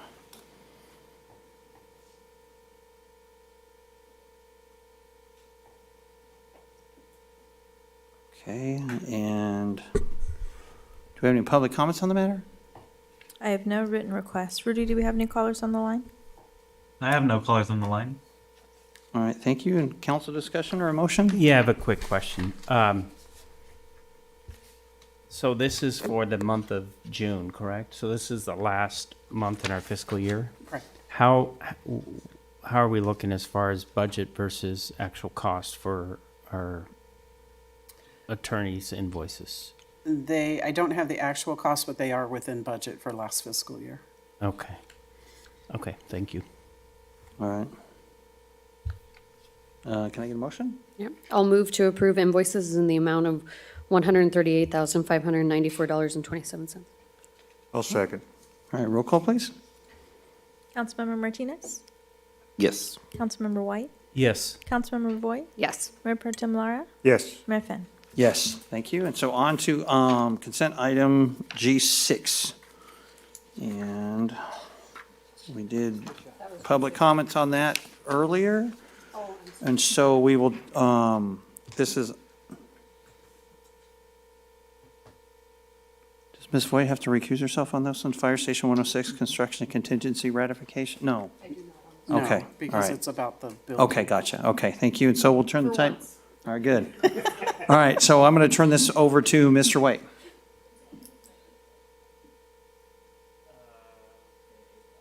Your microphone? I Thank know, you. I'm still finding the right Okay. page. Okay, so I need a little more understanding of what happened here. Robert, do you want me to take it? So I think my big questions are when, who, how discovered. So that's my notes here. So my understanding, can you sort of give me a brief summary of what you've got written here? I don't need all the details, the numbers, the dates and stuff like Yeah. that, but just tell me what happened. So here. in a nutshell, City Council authorized a budget amendment for the contingency portion of this project. And I'm going to group the two items together That's because it's fine. a similar scenario. That's fine. Same dates, same city council meeting. So council authorized the budget amendment, however, did not authorize me as the city manager to spend the money. So to give you a correlation, city council adopts the budget every year. However, my spending authority is limited without council approval. And so that's why we bring items to city council for authorization to spend, even though they're in the budget. This was brought up. It was a heavily debated between the finance director, the public works director, and myself, procedurally. And we have since to change the process. When council amends a budget, particularly with a CIP, whether it's construction contingency, we are now going to add a line item that says, and authorize the city manager to spend the contingency or the construction, which is what we failed to do. And so our finance director felt strongly that council needed to revisit it and authorize me.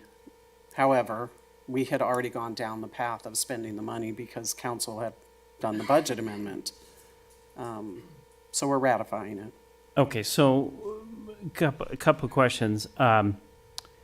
Is this, is this something that we normally do and it was just skipped on this item, or, I don't think we've had this happen before. We haven't, and this is part of our growing pains and becoming more transparent and following financial policies. We want to get better at making sure that the public understands what my authority is and when I can spend money and when I can't. And so Jennifer and I spoke about, from now on, we're going to add a line item to the recommendation that says not only do the budget amendment, but authorize the city manager to spend the money. Okay, so then let me follow the timing here. October 17th was 7 or 8 months ago. When was this discovered? I mean, why is this coming, why did this not, well, let's start with that. Why is it coming to us now and not 4 or 5 months ago? How was it discovered? When was it discovered? It was discovered recently, I think because we're getting ready to close out the project. We're bringing a notice of completion to you at the next meeting, and so it was discovered as we were getting ready to close out the project. And when it says here the city staff authorized the contractor to perform work, is city staff the one who authorizes that if we had given authorization to the city manager? No, I sign all change orders and contingencies. So is this incorrect when it says city staff authorized contractor to perform work in excess of the original contract? Did you authorize that and it was not city staff, or did city staff authorize that? I don't see which paragraph are It's you? the last large paragraph. It says city staff authorized the contract, it says it in both items. City staff authorized the contractor to perform work in excess of the original contract and contingency amount consequent to the October 17th meeting. That's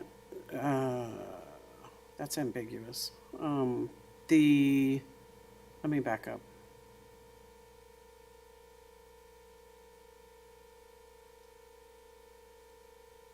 So I think, to clarify that, what it's saying, if you read the line before that, city council took action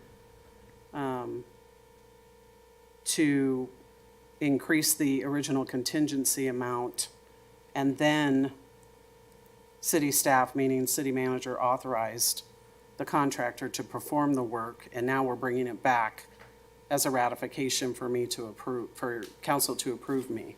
So Does that make sense? that sentence could be better written as city manager authorized the contractor? Yeah, okay.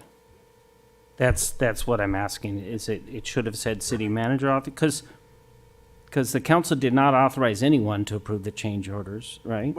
According No, to. and that's why we're bringing it back, but Understood. council did authorize the increase in the contingency. So my other question is, why is this item and the other item, but primarily this item because it's much larger than the other item, why is this on consent calendar?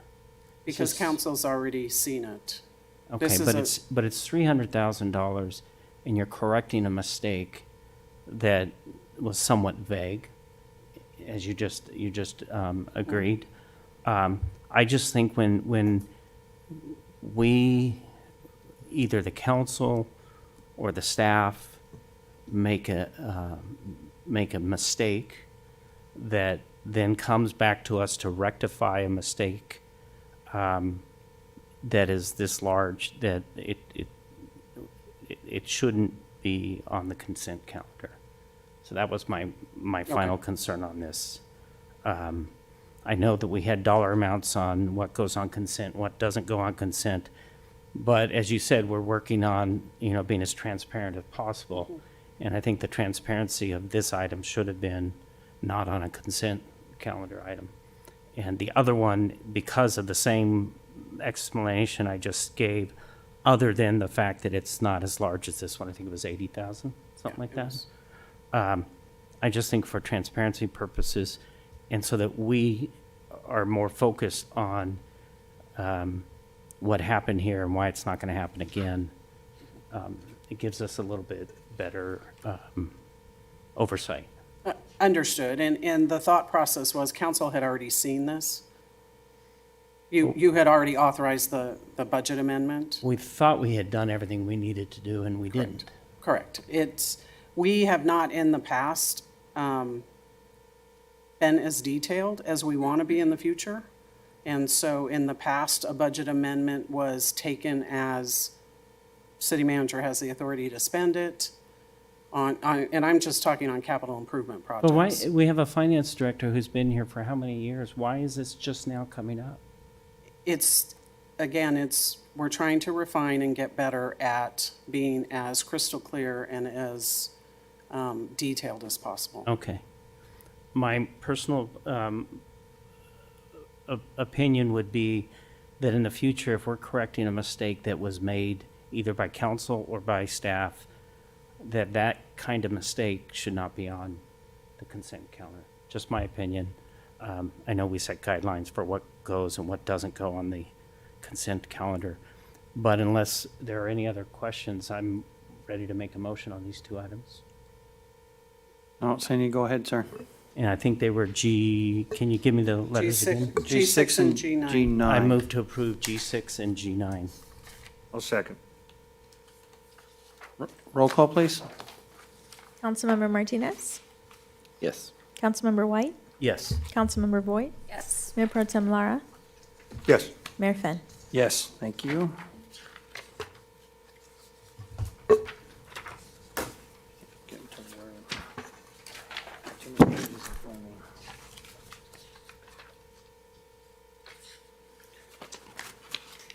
Okay, on to item K, legislative updates and discussion. Do we have any on that this evening? I do. I have a couple things real quick. I wanted to let you know that we have drafted 2 opposition letters for the mayor's signature that are in line with our legislative platform. The first one is opposing AB 2561. That has to do with any government entity that has a high vacancy rate in employment would be required to meet and confer with the labor groups to produce, publish, and implement a plan on filling those vacancies.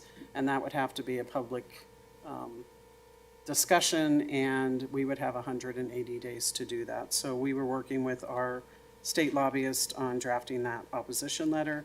The second opposition letter is AB 2557, and that has to do with reporting requirements. We would have to report documents on our website and require contractors to increase their reporting as far as different declarations and performance reviews and things like that we would have to post on our website. And the thought process behind that and what RPPG is strongly recommending is it may not be applicable to what the contractor does for us, and it would be a burden on the contractor, and therefore it would likely scare contractors away from doing business with government agencies. And so those were the 2 that I wanted to update you on. The legislation is in summer recess. They will be back after August 4th. And then August 31st is the last day for legislature to pass bills, and it'll end the 23-24 legislative session. And then finally, you may already know this, but the Supreme Court ruled on the Grants Pass homeless case, and so the chief and I spoke, and John Pinckney spoke about bringing a discussion item forward to City Council to talk about any kind of ordinance amendment or policy that you would like to talk about in concert with what Grants Pass has done. That's all I have. All right, I think I do have a question, legislative related. Does the city take any stance on any propositions coming up on the ballot? No. Okay. Okay, just the reason for it, I attended a Cal Cities meeting where we had our county sheriff talk on several propositions that were coming, and I didn't know if it was appropriate for the city to take a stance on any of those. Okay, all right, understood. All right, thank you. Okay, any, item L, economic development update. There was no meeting. Okay. Mayor, would it be appropriate for me to ask for an update on our economic development department as far as where we are? Can you, I don't know if I can wait till city manager report on that if you'd prefer to do that. I didn't know. It's up to you. I think it's up to Lena. I don't think it matters. Okay, yeah, if you wouldn't mind, just let me know where we are on. On replacing the economic development manager specifically? Yeah. So the economic development manager job posting was posted. We had a few applications come in. We did 2 interviews. Neither one of those individuals met the fit for Beaumont. We have since gone out to a consultant and worked with the consultant to do a nationwide search for an economic development manager.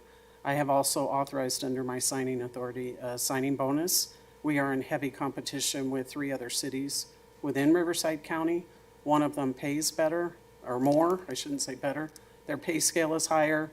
The other one is right in line with us, and so in order to gain interest from the pool of individuals that have many options in Riverside County, we wanted a leg up. And so we are offering a signing bonus, which is scalable. It's not a check the day they start. It's a percentage the first year, another percentage the second year, et cetera. Okay, thank you. All right, thank you. And so, Sorry, one final thought. We are going to review those applicants as they come in. That is a continual recruitment.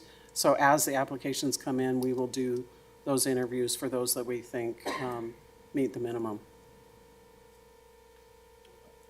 all right, thank you. So item M is our city treasurer's report. We do have a report that's filed with the agenda. We don't have our treasurer here tonight. So on to item N, our city clerk report. Anything, Nicole, to add? City clerk is absent this evening, but I just wanted to note that the election nomination period is open currently and closes August 9th. All of the updates will be on the city's website under the Election Central webpage. All right, thank you very much. And city attorney's report? Yes, there is no city attorney report. All right, thank you. And then city manager report. Before I get to the 4th of July after action report, I want to make some announcements. The National Night Out Touch a Truck event will be held at Noble Creek Park. We're doing a joint event with them. It's August 2nd at 5 p.m. You all heard about the DeForge Park ribbon cutting tomorrow at 6, and then finally the Stewart Park groundbreaking will be Monday at 5 p.m. and we will have a program, and we've invited the Parks and Rec committee. The Parks and Rec committee chair will also be involved in the program. So we look forward to those. And after action report for 4th of July, the police department put together a comprehensive after action report on the Freedom Festival, which was tied into the Beaumont Market Night that night. And I'm just going to summarize. There were approximately 5,000 people in attendance between the 2 venues. There were, as far as the fireworks, the Beaumont Municipal Code fireworks citation section, there were 3 violators that were cited. There were 3 packages of fireworks that were confiscated and disposed of.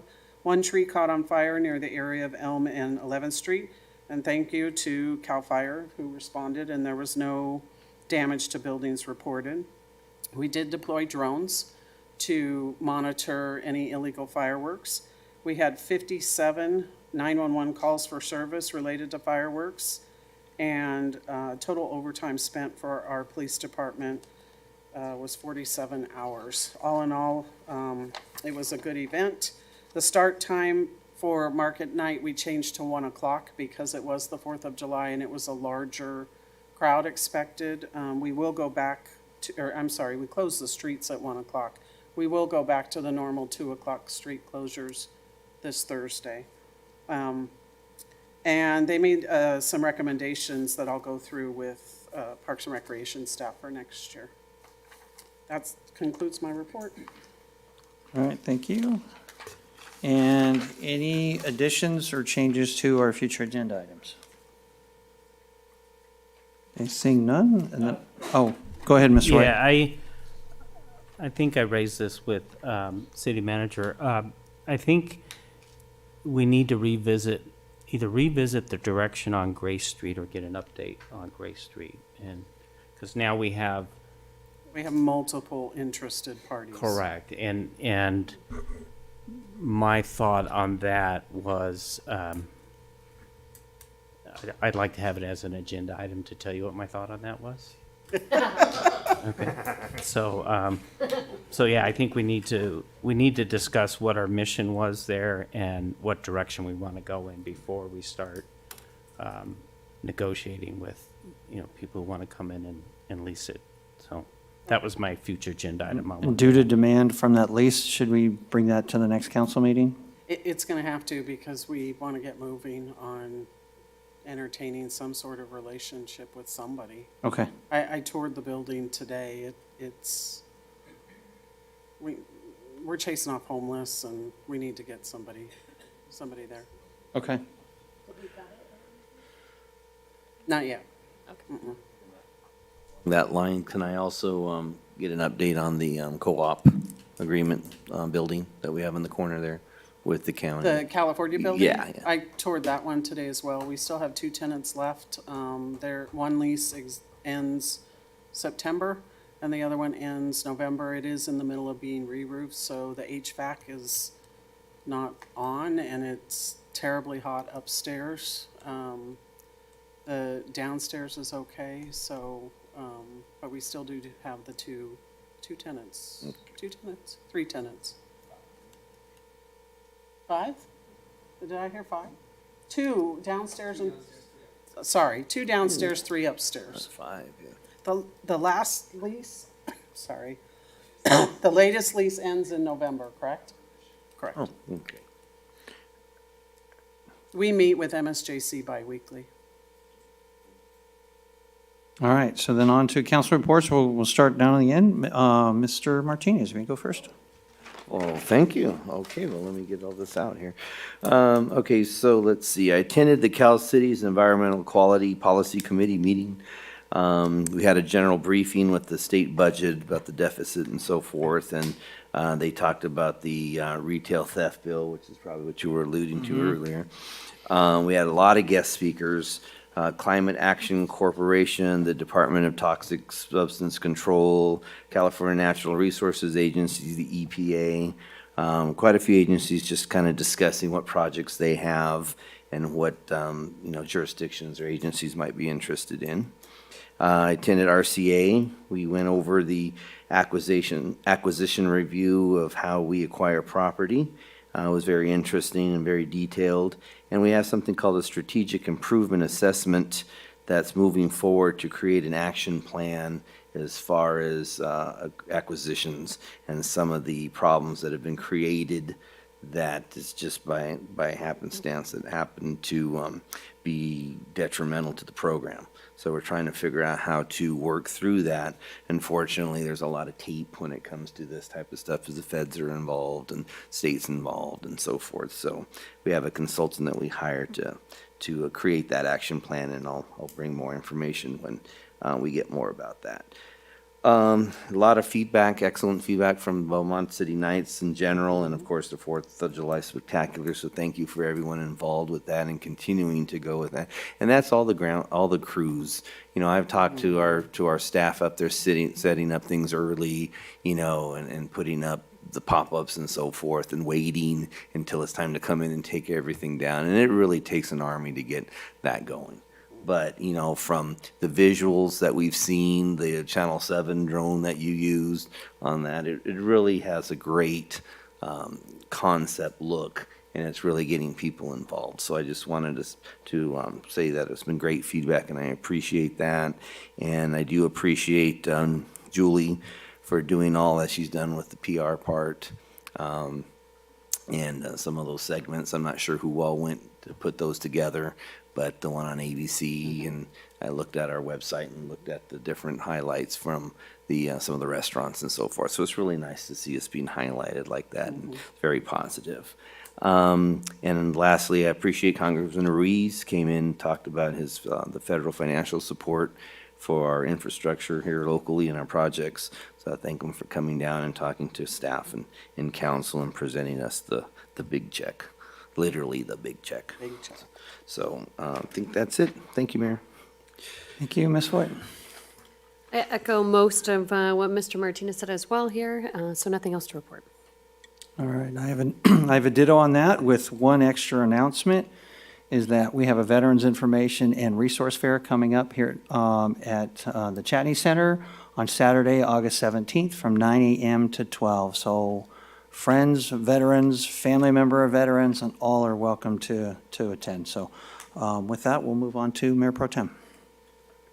Oh, thank you, Mayor. As Councilmember Martinez indicated, the 4th of July was great. Market nights are great. Really like the drones. My grandkids love the drones. Wanted to thank the police department. I didn't realize that you had not only the officers in the field, but records works that day. Obviously dispatch works that day. You have admin working that day. You had our public works and our maintenance folks out doing barriers and everything. So it's really nice to see. You kind of take for granted how much work goes into putting that together. And on top of the fireworks show, you had the market night as well. So I know that staff's really been working hard, and it's greatly appreciated, and it was awesome. So that's all I have. Thank you, Mayor. Thank you, Mr. White. Yeah, I do want to also say that Beaumont Nights exceeded my expectations for the first year. So I know people are already saying, why do you have to stop it? You know, you need to, maybe you do one in the winter as well. So anyways, I think that was a great thing. RCTC decided in our last meeting last week not to put the traffic relief plan on the ballot. People up in Sacramento changed their minds at the last second, and we were going to take advantage of a legislative bill that was coming out that would only require us to get 55%, and legislature changed their minds and said, no, we're not going to do that bill that way. So we've got all the work done, we've got all the plans laid out, and we'll try again at some point. It may have to be a citizens initiative, because then it's only 51% if the people put it on the ballot. So that was a little disappointing. RCTC and RTA are taking a joint trip. The leadership is taking a joint trip to DC in September. So we're coming back the night before your State of the Union, so it better be worth it for me to come back, State of the City, for me to come back on a red-eye flight. Actually, it's not red-eye. And, oh boy, I'm looking forward to that homeless meeting. Not really. All right, that's all I had. All right, thank you, sir. And we will adjourn the meeting at 9:57.